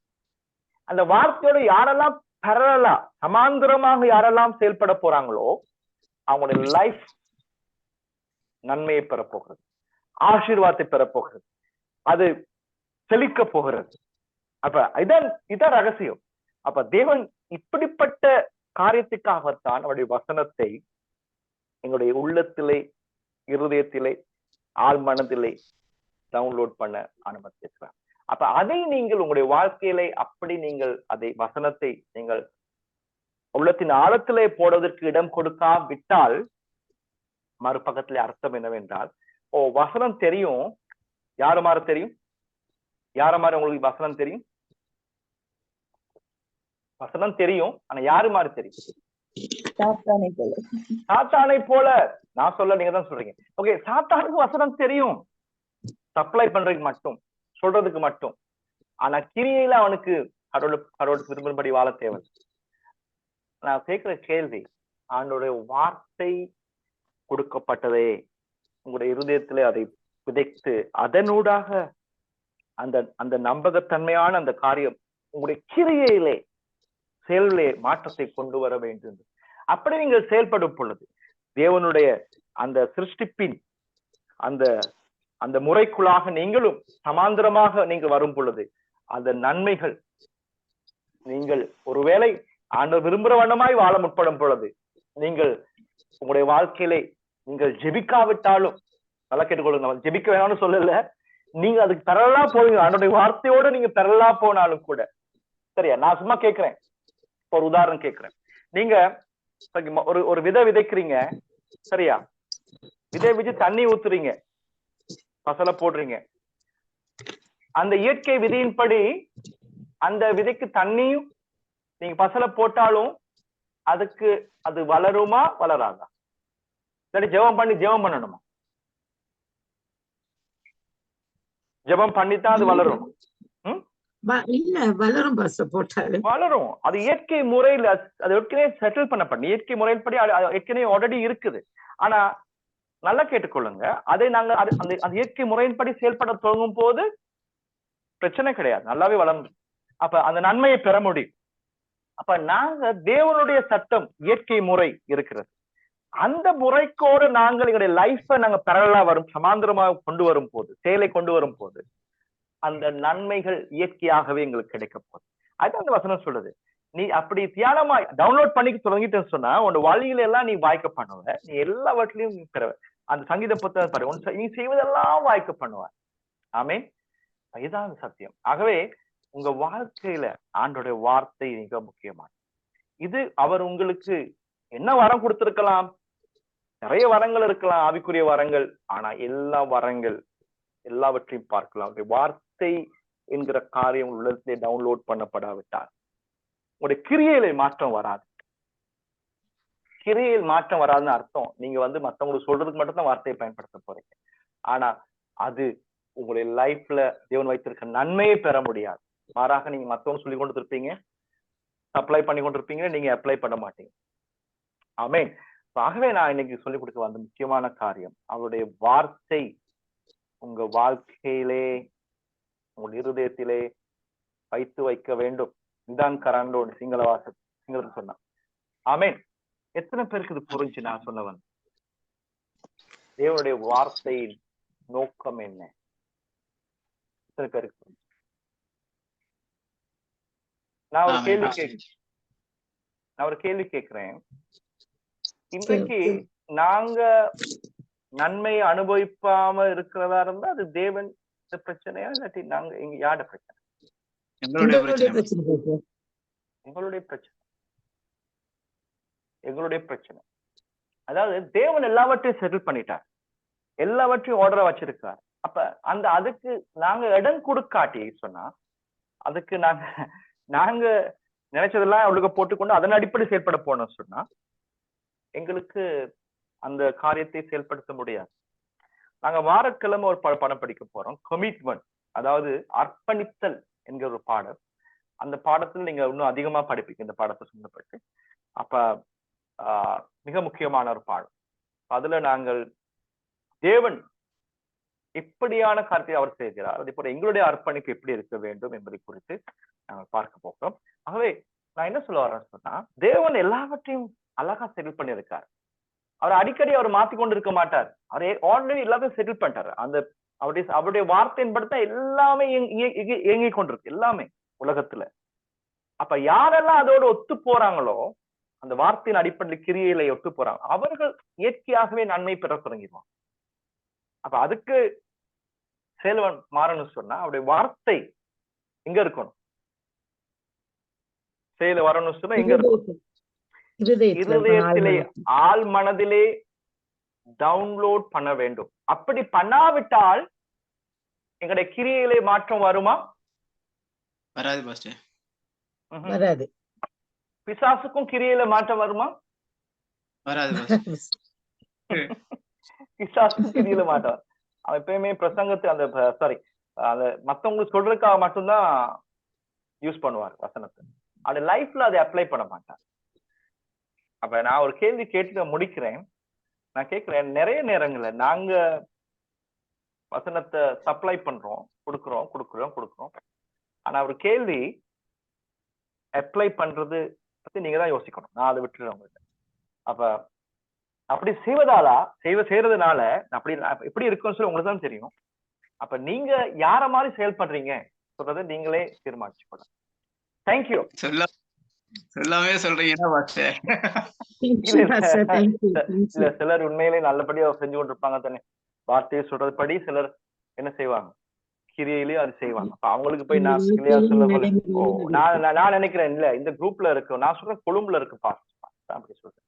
நீங்க எல்லாம் வார்த்தையின் படி வார்த்தை விட்டு விலகாமல் அந்த ஜோஷுவா போல சங்கீத புத்தகத்தை போல அப்படியே ஸ்ட்ரைட்டா போறாங்க, அதோட வார்த்தையோட இணைஞ்சு போறாங்க. அதனால உங்களுக்கு சொல்ற டைம் இல்லை, நீங்க அப்படி இல்லை. ரைட். ஆனா நான் நம்புறேன் உங்களுக்கு புரிஞ்சிருக்கும். எங்க நாங்க மிஸ்டேக், எங்க விலை பிரச்சனை பட்டிருக்கோம் சொல்லி உங்களுக்கு புரியுது. ஆமீன்.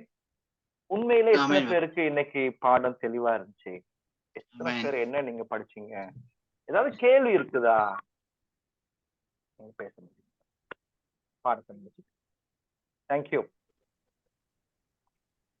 யாருக்கு? Thank you pastor.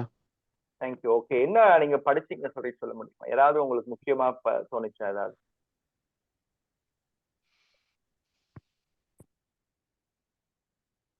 யாருக்கு சொல்ல பேச முடியும்? இப்ப நீங்க கேள்வி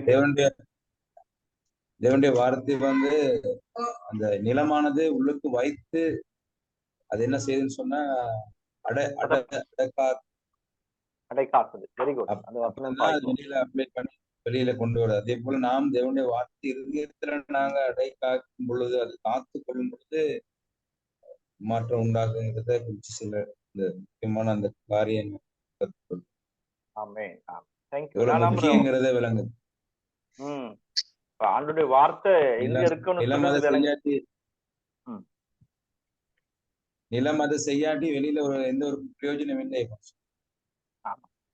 நிலத்துக்கு பொறுப்பான நிலத்துல. Very good. ஆமென். தேங்க்யூ. வேற ஏதாவது கேள்வி இருந்தா கேட்கலாம். உங்களுக்கு புரியாத, நீங்க ஏற்றுக்கொள்ள மாட்டீங்க இது நான் சொல்றது, அதையும் சொல்லலாம். இன்னும் பிரச்சனையே கிடையாது. ஓகே, நிறைய பேர் கதைக்க மாட்டீங்க, ஏன் தெரியல. பாஸ்டர் மோகன் கதாகரன் பாஸ்டர். ஓகே பாஸ்டர், சொல்லுங்க. පාස්ටර් ඇත්තටම අද මේ යමක් ඉගෙන ගන්න දේවනාස දුන්න කරුණාව නිසා ස්තුති කරනවා. ගොඩක් දේවල් ඉගෙන ගත්තා නම් පුංචි දෙයක් විතරම බෙදා ගන්න අර අද තාමත් කිතුණුව පාස්ටර් තාම පරණ සංස්කෘතිය පිටිපස්සේ යනවනේ ඇත්තටම. අර තාම මේ අන්ධකාර දේවල් වලට බය වෙලා, යක්ෂයාට බය වෙලා, අර පාස්ටර් කිව්වාගේ අර කැම ටිකක් කරා ධ්‍යානයක් කරන් යනවා, අඟුරු ටිකක් කරන් යනවා, බයිබලේ ඔළුව ළඟ තියෙනවා. හරිද? ඒ වගේ තාම පාස්ටර් මේ කිතුණුවන් අතර ඔක තියෙනවා පාස්ටර්. මේ පුංචි දෙයක් මම කියන්නේ, මේ ළඟදි මට අලුත් කට්ටියක් හරිද? ඒගොල්ලෝ වෙන චර්ච් යන කට්ටියක් දවසක් මට කැමරේ එන්න කියලා තිබුණා පාස්ටර්. අපි ගිහිල්ලා එද්දි කැම එකක් දුන්නා පාස්ටර්. ඒකේ අඟුරුයි යන්නේකුත් තිබුණා. ඊට පස්සේ දැන් මම ඒකෙන් ඇහුවා මේ මොකද්ද මේ වැඩිපුර තියලා තියෙන්නේ, මේක කැම කාලා කන ඩෙසර්ට් එකක්ද කියලා වුණා. හරිද? නෑ පාස්ටර් මේක අර කරෝල යන නිසා ආරක්ෂාට දුන්නා කියලා. ඉතින් ඒගොල්ලෝ පරණ කිතුණුව වුණත් ඒගොල්ලන් අර වචනෙන් ඇත්තටම පාස්ටර් ඉතින් මේ වගේ දේවල් උගන්වද්දි පාස්ටර් මේවා අපි මිනිස්සුන්ට උගන්වනවා. අපි ඇත්තටම ඉතින් වචනේ කොයිද තිබෙන්න ඕනේ, වචනේ කොතන තියෙන්න ඕනද කියන දේ ඉගෙන ගත්ත නිසා දෙවියන් වහන්සේට ස්තුතියි. அனிவார். நான் நிச்சயமா நம்புறேன், வார்த்தையானது இருக்க வேண்டிய இடம் வந்து, ஆமா நிச்சயமா பைபிள் எங்க வேணா வைக்கலாம். ஆனா அந்த வார்த்தை எப்போது பலனாய் மாறும் என்றால், அது இருக்க வேண்டிய உண்மையான இடத்துல விதைக்கப்படும் பொழுது. விதைக்கப்படாவிட்டால் சும்மா மேசல வச்சிருந்தா என்ன நடக்கும்? நீங்க 100 வருஷமானாலும் அதே விதை அப்படியே இருக்கும். Very important. நல்லா கேட்டு இன்னொரு முக்கியமான காரியம் சொல்ல மறந்துட்டேன். அதாவது இது பொதுவா சொல்றேன் எல்லாருக்கும் பாடத்தை. அதாவது விதை சரியான இடத்துல விதைக்கப்படணும். அந்த விதை சரியான இடத்துல விதைக்கப்படாவிட்டால் அதனுடைய உண்மையான பொட்டன்ஷியல் வெளியே இருக்கும். அப்ப சில நேரங்கள்ல நல்லா கேட்டுக்கொள்ளுங்க, எங்களுடைய வாழ்க்கையில சரியான இடத்துல நாங்க இல்லாவிட்டால் சரியா இடத்துல, அதாவது உண்மையான பொட்டென்ஷியல் உங்களுடைய சில நேரத்துல நாங்கள் இருக்க வேண்டிய இடம், அந்த எங்களுடைய வாழ்க்கையில பொட்டென்ஷியல், அதாவது எங்களுடைய வாழ்க்கையிலே தேவன் வைத்திருக்க நோக்கத்தை வெளியே கொண்டு வருகிற காரியமா இருக்க வேண்டும். ஏனென்று சொன்னால் சில நேரத்துல நாங்கள் இருப்போம், ஒரு மாற்றம் வராது, சில நேரத்துல சில காரணம் செஞ்சு கொண்டு இருப்போம், ஆனா உண்மையிலே எங்களுடைய நோக்கம் அது கிடையாது. அது பொட்டென்ஷியல் வேற, அதோட ஆற்றல் வேற, ஆனா நாங்க தெரியாம என்ன செய்வோம், அதுலயே உட்கார்ந்து. அப்ப நாங்க கண்டுபிடிக்கணும். ஒரு பாடம் இருக்கு, நான் வரங்களை பத்தி பேசும்போது பேசுவேன். அதாவது உண்மையிலே எங்களுடைய பொட்டென்ஷியல் என்ன, எங்களுடைய ஆற்றல் என்ன. இப்ப நீங்க உங்க ஆற்றலை தெரியாம நீங்க அந்த அந்த மேசைக்கு மேலேயோ கான்கிரீட் மேலேயோ உங்களோட லைஃப் அப்படியே இருக்குன்னு சொன்னா, என் லைஃப்லயும் சில காலம் நான் என்னுடைய பொட்டென்ஷியலை புரிஞ்சு கொள்ள முன்பதான் நானும் என்ன செஞ்ச சில இடங்கள்ல மேசை வேலைகள் செய்யறது. ஆனா பொட்டென்ஷியலை கண்டுபிடிச்சு தரணும் உடனே அந்த வேலையை நான் இப்பட்ட சொல்லல, நான் சொல்ற வரேன், நாங்க எது எங்களுடைய ஆற்றல் கண்டுபிடிக்கிற நேரத்துல நாங்கள் அந்த இடத்துக்கு நாங்க எங்களை இடம் கொடுக்கணும். அப்ப தேவன் எங்களை கொண்டு செய்வின இடத்துக்கு கொண்டு போறோம். அப்ப சில நேரத்துல எங்களுடைய பொட்டென்ஷியல், எங்களுடைய ஆற்றல், எங்களுக்குள்ள ஜீவன் இருக்கு, அந்த ஆற்றலும் கொடுத்திருக்காரு, பொட்டென்ஷியல்னு சொல்லுவோம். அதை வெளியே கொண்டு வரணும்னு சொன்னா சரியான இடத்துல நாங்கள் விதைக்கப்பட வேண்டும். சரியா? அப்ப சரியான விதைக்கப்படாவிட்டால் உண்மையான பலனை கொண்டு வர முடியாது.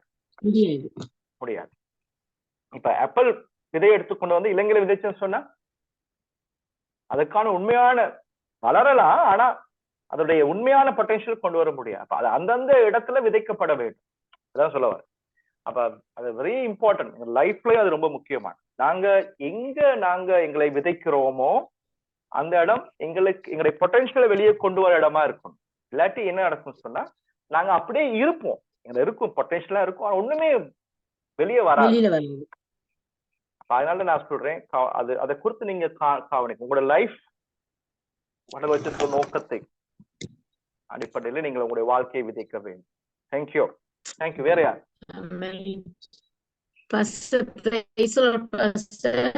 சொல்லுங்க.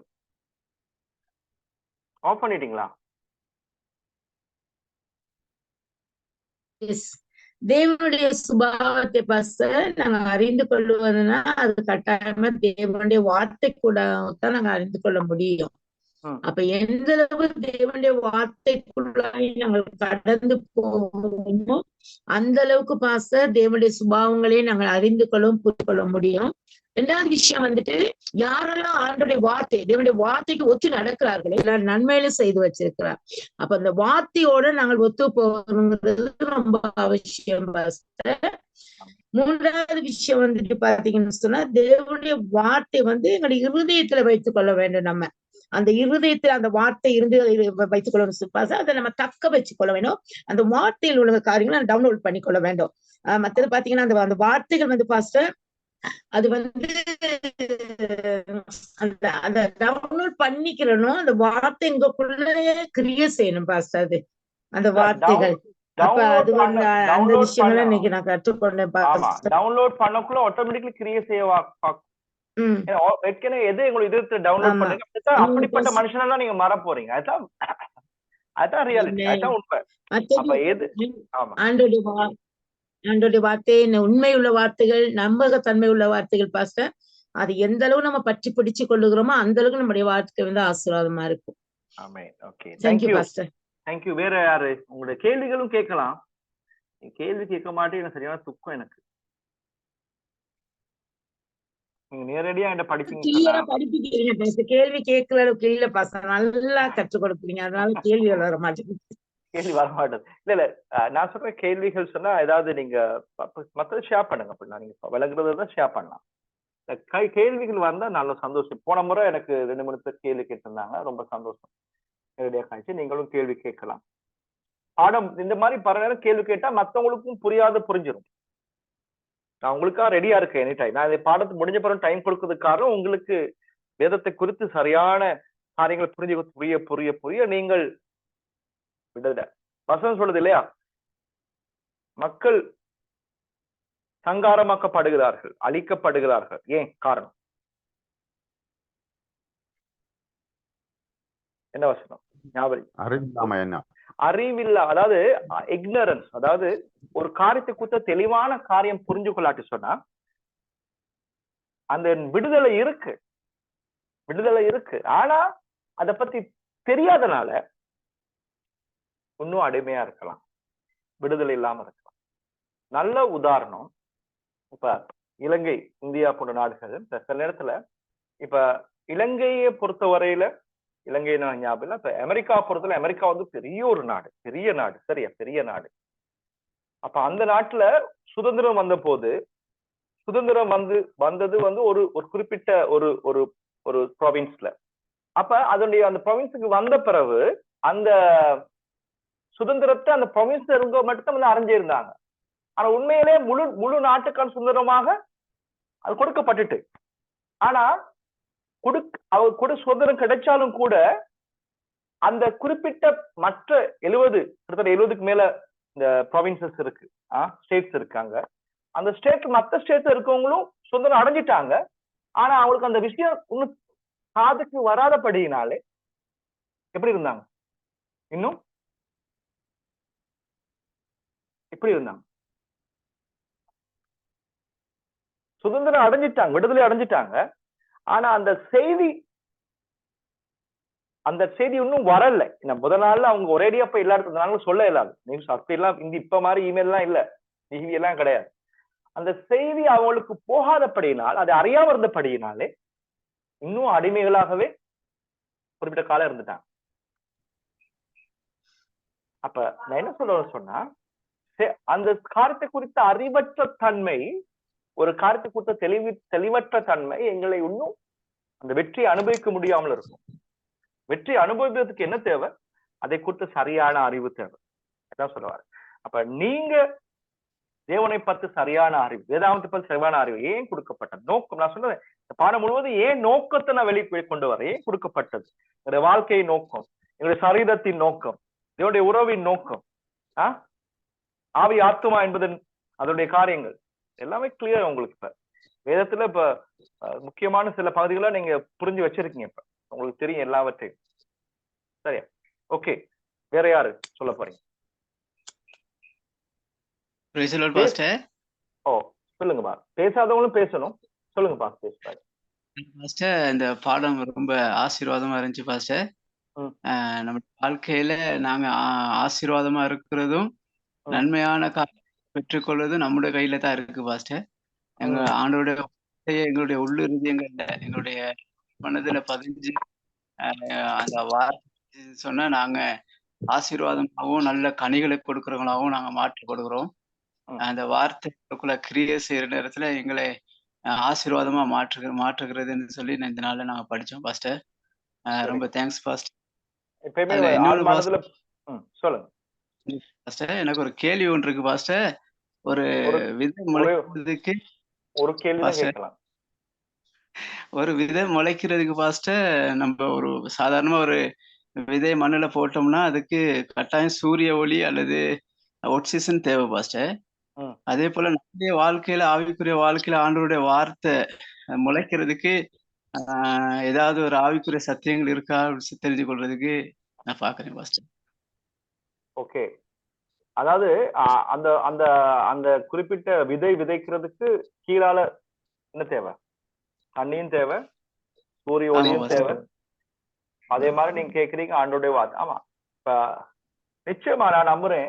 இப்ப எங்களுடைய இருதயத்தை விதை விதைக்கும் பொழுது எங்களுக்கான அந்த அந்த குறிப்பிட்ட நீங்க சொன்ன சூரியனா இருக்கலாம், அல்லது எங்களுடைய என்ன சொல்றது, எங்களுடைய அந்த நிலத்துக்கு தேவையான பசலையா. இப்ப என்னை பொறுத்தவரையில எங்களுடைய வாழ்க்கையில அந்த அந்த அந்த வளர்ச்சியை கொண்டு வர்றதுக்கு தான் எங்களோட ஆவியானவர் இருக்கார். நல்லா கேட்டுக்கொள்ளுங்க. அந்த நான் முதலாவது வசனம் சொன்னது ஆவியான அசைவாடி கொண்டு இருந்தார்னு சொன்னேன் இல்லையா? அசைவாடுதான் அர்த்தம், ஒரு பறவை, 1 அதிகாரம் 2 வசனம், ஒரு பறவை தன் குஞ்சின் மேல் அதாவது குஞ்சியில முட்டையின் மேல் அசைவாடுகிறார். ஒரு பறவை என்ன செய்யும்?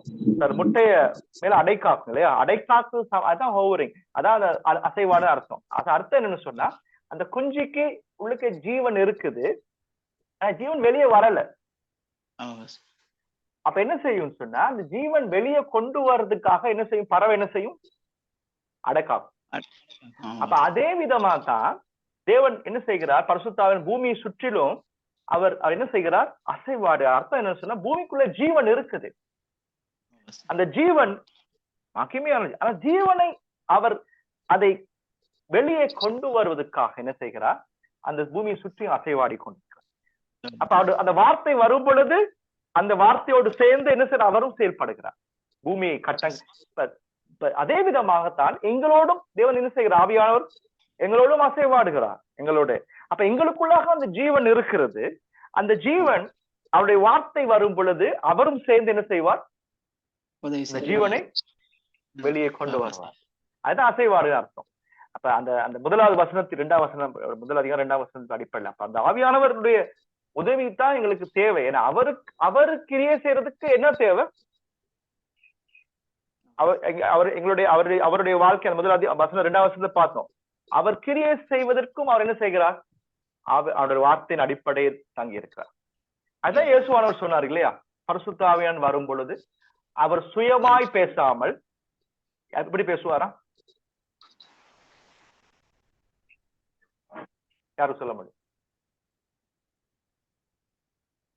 எப்படி பேசுவார்? மத்தவங்க கதைக்கலாம்.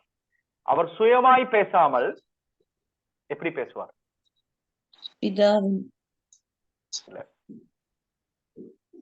யோவான் புத்தகத்துல இருக்கு. அவர் சுயமாய் பேசாமல் என்னிடத்திலிருந்து எடுத்து பேசுவார். வசனம் ஞாபகம் இருக்கா? 14ஆம் அதிகாரத்துல இருக்கு. அவர் சுயமாய் பேசாமல் யாரிடத்துல எடுத்து பேசுவாரு?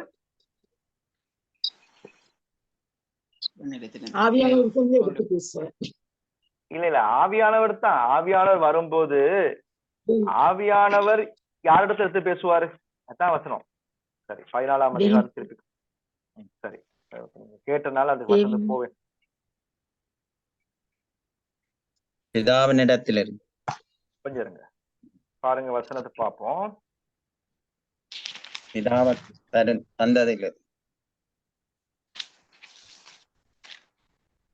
14ஆம் வசனம், சாரி 16 பாருங்க.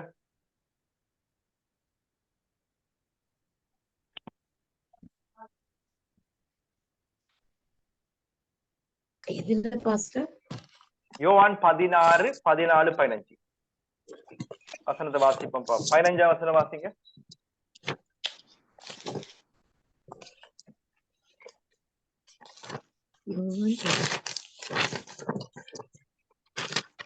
யோவான் 16, 14 14, 15 ரெண்டையும் வாசிப்போம். அவர் என்னுடையதில் எடுத்து உங்களுக்கு அறிவிப்பதினால் என்னை மகிமைப்படுத்துவார். பிதாவுடையவைகள் யாவும் என்னுடையவைகள், அதனால் அவர் என்னுடையதில் எடுத்து உங்களுக்கு அறிவிப்பார் என்றேன். யாரை எடுத்து பரிசுத்தான் அறிவிப்பார்? யாரிடத்தில் அறிவிப்பார்? யாரிடத்துல இருந்து? வசனத்தின் அடிப்படையில்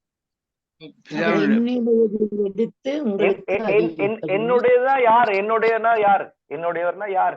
இந்த வசனத்தின் படி யார் என்னுடையவர்? இயேசு கிறிஸ்து. இயேசு கிறிஸ்து தான் என்னிடத்துல இருந்து எடுத்த பரிசுத்தம் பேச. இயேசு கிறிஸ்து யார்? யார் இயேசு கிறிஸ்து? வார்த்தையானவர். அவரிடத்துல எடுத்துதான் யாரு செயல்படுவது? ஆவியானவர் செயல்படுறார். Very simple. அப்ப வார்த்தையோடு இணைஞ்சு போறதா இருந்தா தான் உண்மையாகவே ஆவியானுடைய கிரியை. வார்த்தையின் அடிப்படையில் அல்லாத எந்த கிரியமும் கேள்விக்குறி. அது யாருடைய கிரியம்?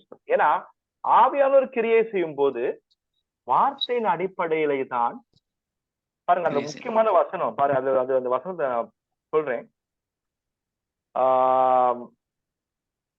வசனம் போடுது பாருங்க. அதுல இந்த இடத்துல வசனம் இருக்குது. அவர் அப்படி செய்வதன் மூலமா யாரை மகிமைப்படுத்துவார்? யாரை மகிமைப்படுத்துவார்? என்னை மகிமைப்படுத்துவார். யார? எந்த வசனம்? எத்தனாவது வசனம் அது? எத்தனை வசனம்? 14வது வசனம் பாஸ்டர். 14வது pastor. 14 right. 16 14 right.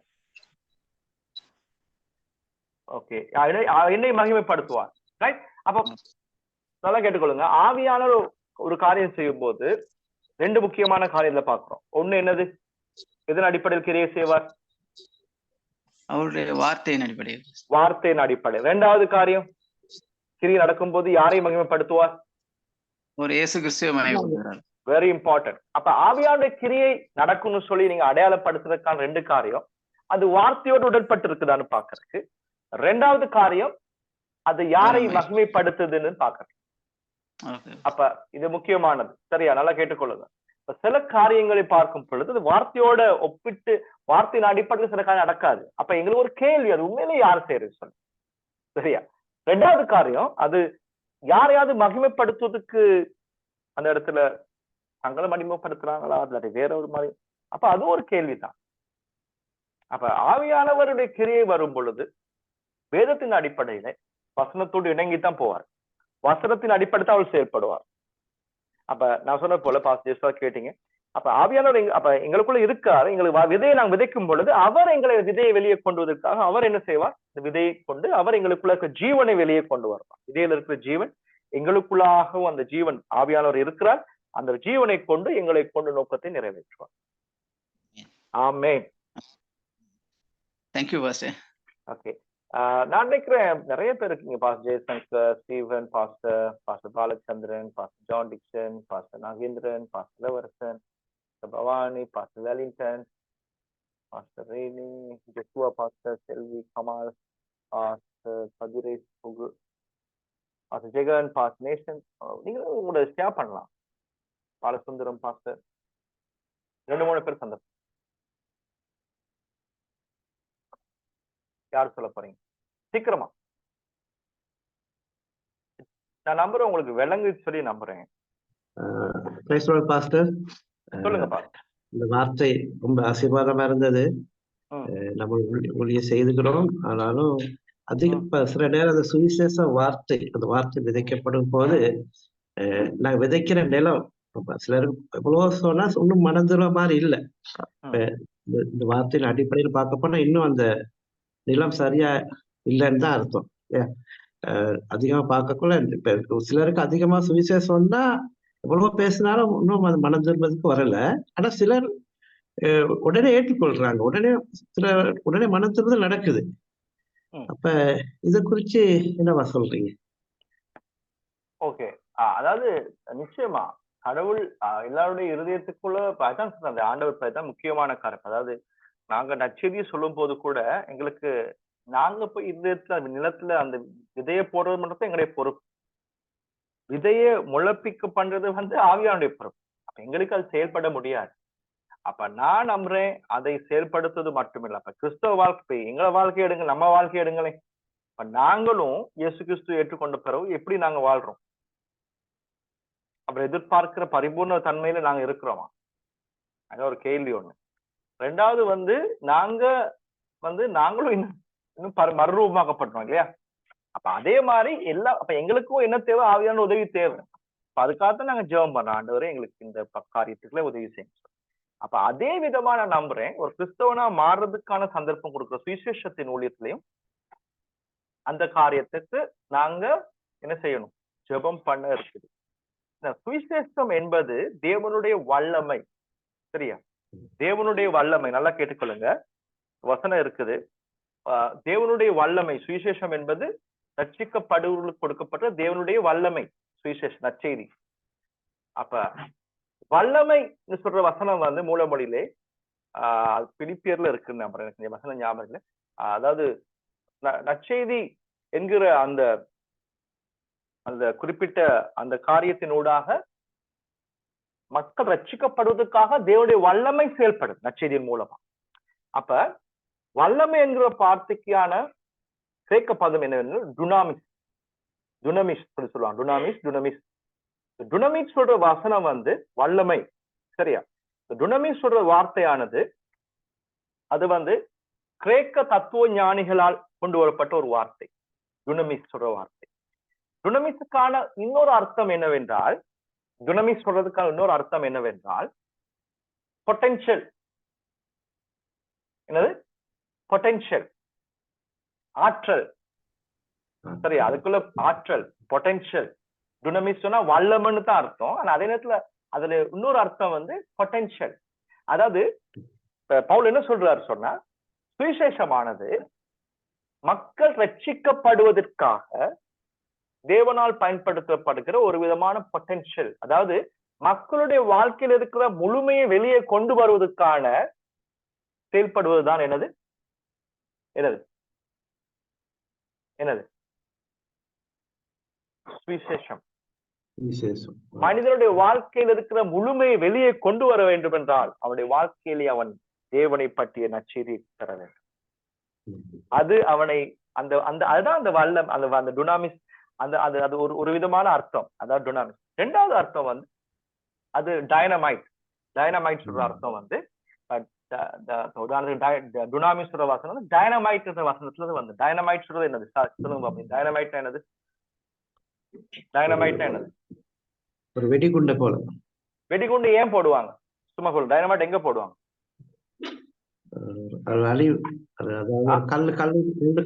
Very important. கல்லுகள் கல்லுகள் இப்ப நாங்க எங்களுக்கு தெரிஞ்ச அறிவுல டைனமைட் போடுறது வந்து கல்லுகள், கற்பாறைகள் என்ன செய்வாங்க, உடைக்கிறதுக்கு என்ன பாவிப்பாங்க, உடைக்க முன்பதாக கொஞ்சம் கல்லு கற்பாறைகளை போய் என்ன செய்வாங்க, டைனமைட்டை போட்டு அதை என்ன செய்வாங்க, வெடிக்க வச்சு என்ன செய்வாங்க, துண்டு துண்டு ஆக்குவாங்க.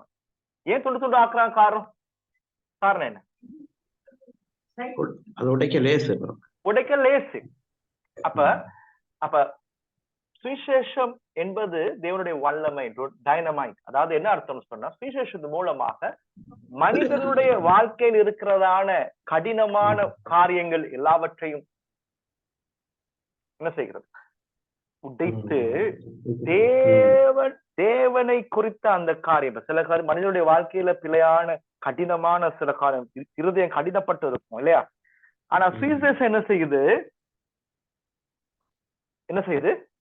அவருடைய உடைக்குது. அதாவது அவருடைய கடினமான அந்த டைனமைட் என்ன செய்யுது, போய் கற்பாறையை உடைச்சு அதை அந்த கற்களை இலகுவாக்குது இல்லையா? அந்த கற்பாறையில போயிட்டு அதை வேலை செய்யறதுக்கு இலகுவாக்குது. அதே விதமாய் சுவிசேஷம் என்ன செய்கிறது, மனிதனுடைய இருதயம், கடினமான இருதயத்தை உடைத்து அது மக்களை ஆண்டோர் பக்கமாய் கொண்டு வர. அப்ப முக்கியமான காரியம். அப்ப இது எல்லாத்துக்கும் பரிசுத்த ஆவியான உதவி தேவை. பூமியில அவருடைய வேலை தான் இப்ப நடந்து கொண்டிருக்கு. பிதா, குமாரன், பரிசுத்தாய் 3 பேரும் ஒரே நபர், திருத்துவமானவர்கள். 3 திருத்துவமான ஒரே தேவன் 3 நபரோட கிரியை செய்கிறார். அப்ப அந்த பிதா, குமாரன், பரிசுத்தாவி ஆவியானவருக்குள்ள இருக்கிறார். அது எங்களுடைய சொந்த ஞானத்தான் புரிஞ்சு கொள்ள முடியாது. எனக்கும் சொல்லித்தர தெரியாது, மன்னிச்சுக்கொள்ள, தெரியாத விஷயத்த சொல்லித்தர முடியாது. அப்ப நான் நம்புறேன் அவருடைய தேவத்துவத்தை, திருத்துவத்தை நம்புறேன். நான் என்ன சொல்றேன் சொன்னா, இதான் நற்செய்தி. நற்செய்தி வல்லமை, டுனாமிஸ், டைனமைட், அதே போல பொட்டென்ஷியல், தேவன் அவருடைய வாழ்க்கையில் வச்சிருக்க எல்லாத்தையும் வெளியே கொண்டு வந்திருக்காங்க. ஆமீன். பாருங்க, இந்த மூல மொழியில நாங்கள் பாருங்க பார்க்கும்போது எவ்வளவு விஷயங்கள் புரிய வெளியே வருது இல்லையா? நற்செய்தியின் மூலமாய் தேவன் செய்கிற புதுமையான காரியம். ஆமீன். Thank you very much, Pastor. Thank you very much. Thank you very much. நாங்க நிச்சயமா அவங்களுக்காக ஜெபம் பண்ணணும். ஏன்னா அது எங்களுடைய சொந்த முயற்சியால முடியாது. நற்செய்தியை சொல்றோம், ஆனா அவங்களுடைய இருதயம் டாக்டர் அது நாங்க ஆவியானோட உதவி தான் முடியும். எங்களை மாற்ற முடியாது. தேங்க்யூ. அதே நேரத்துல நாங்க எங்களுக்கு இப்படி ஜெபம் பண்றோம், ஆண்டவரே இந்த வார்த்தையை நாங்க உள்ளக்க போகணும், தொடர்ந்து நிலைக்கும். நல்ல அப்ப அதே மாதிரி அவருடைய வாழ்க்கையிலேயே அந்த வார்த்தையை தொடர்ந்து நிலைத்திருக்கிறதுக்கு நாங்க ஜெபத்துல அவர்களை காங்கணும்.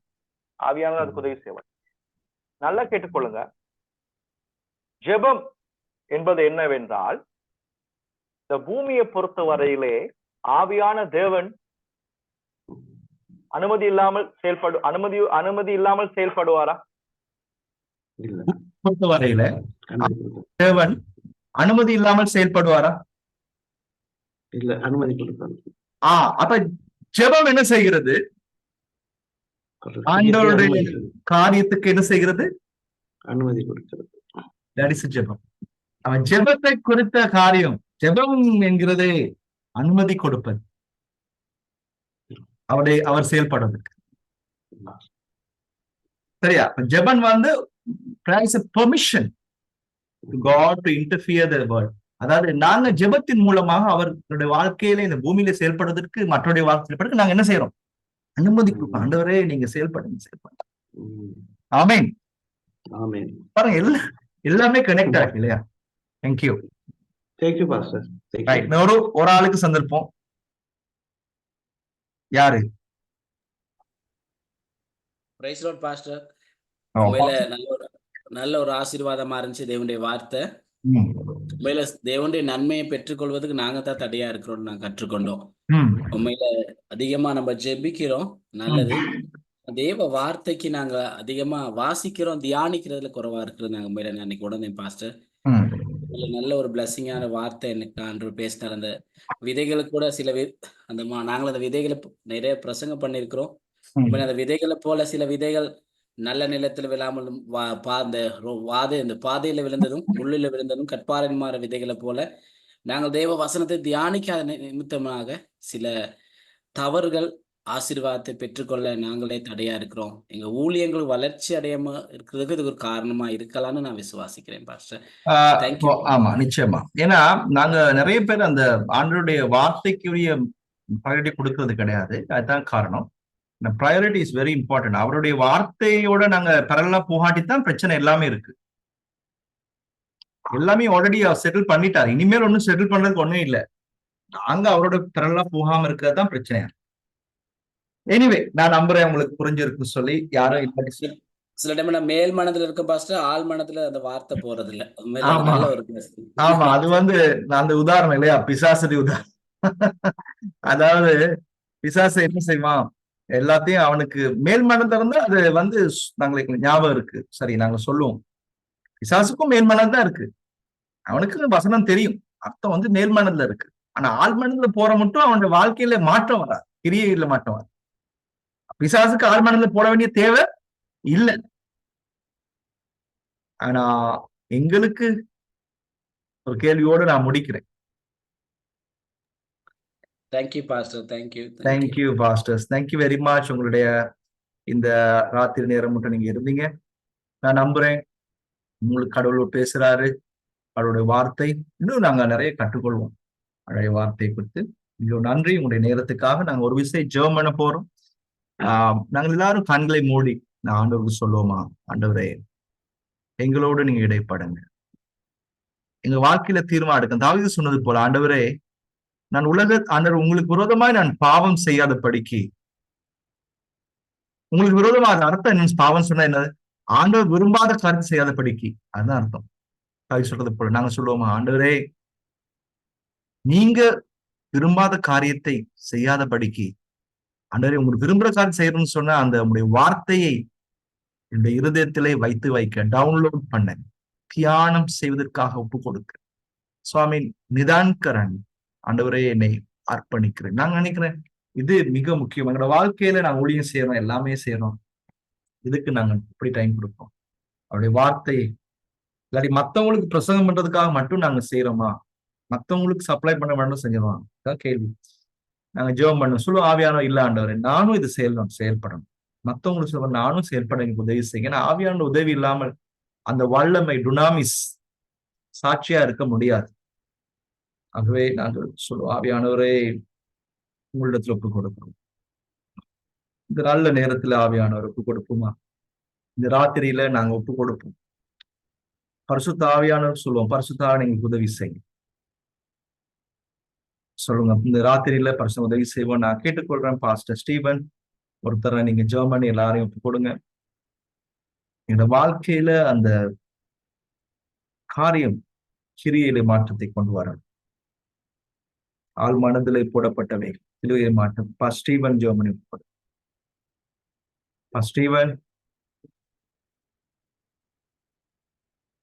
ஸ்டீவன் இருக்கிறீங்களா? உங்களோட முகம் விளங்குது எனக்கு.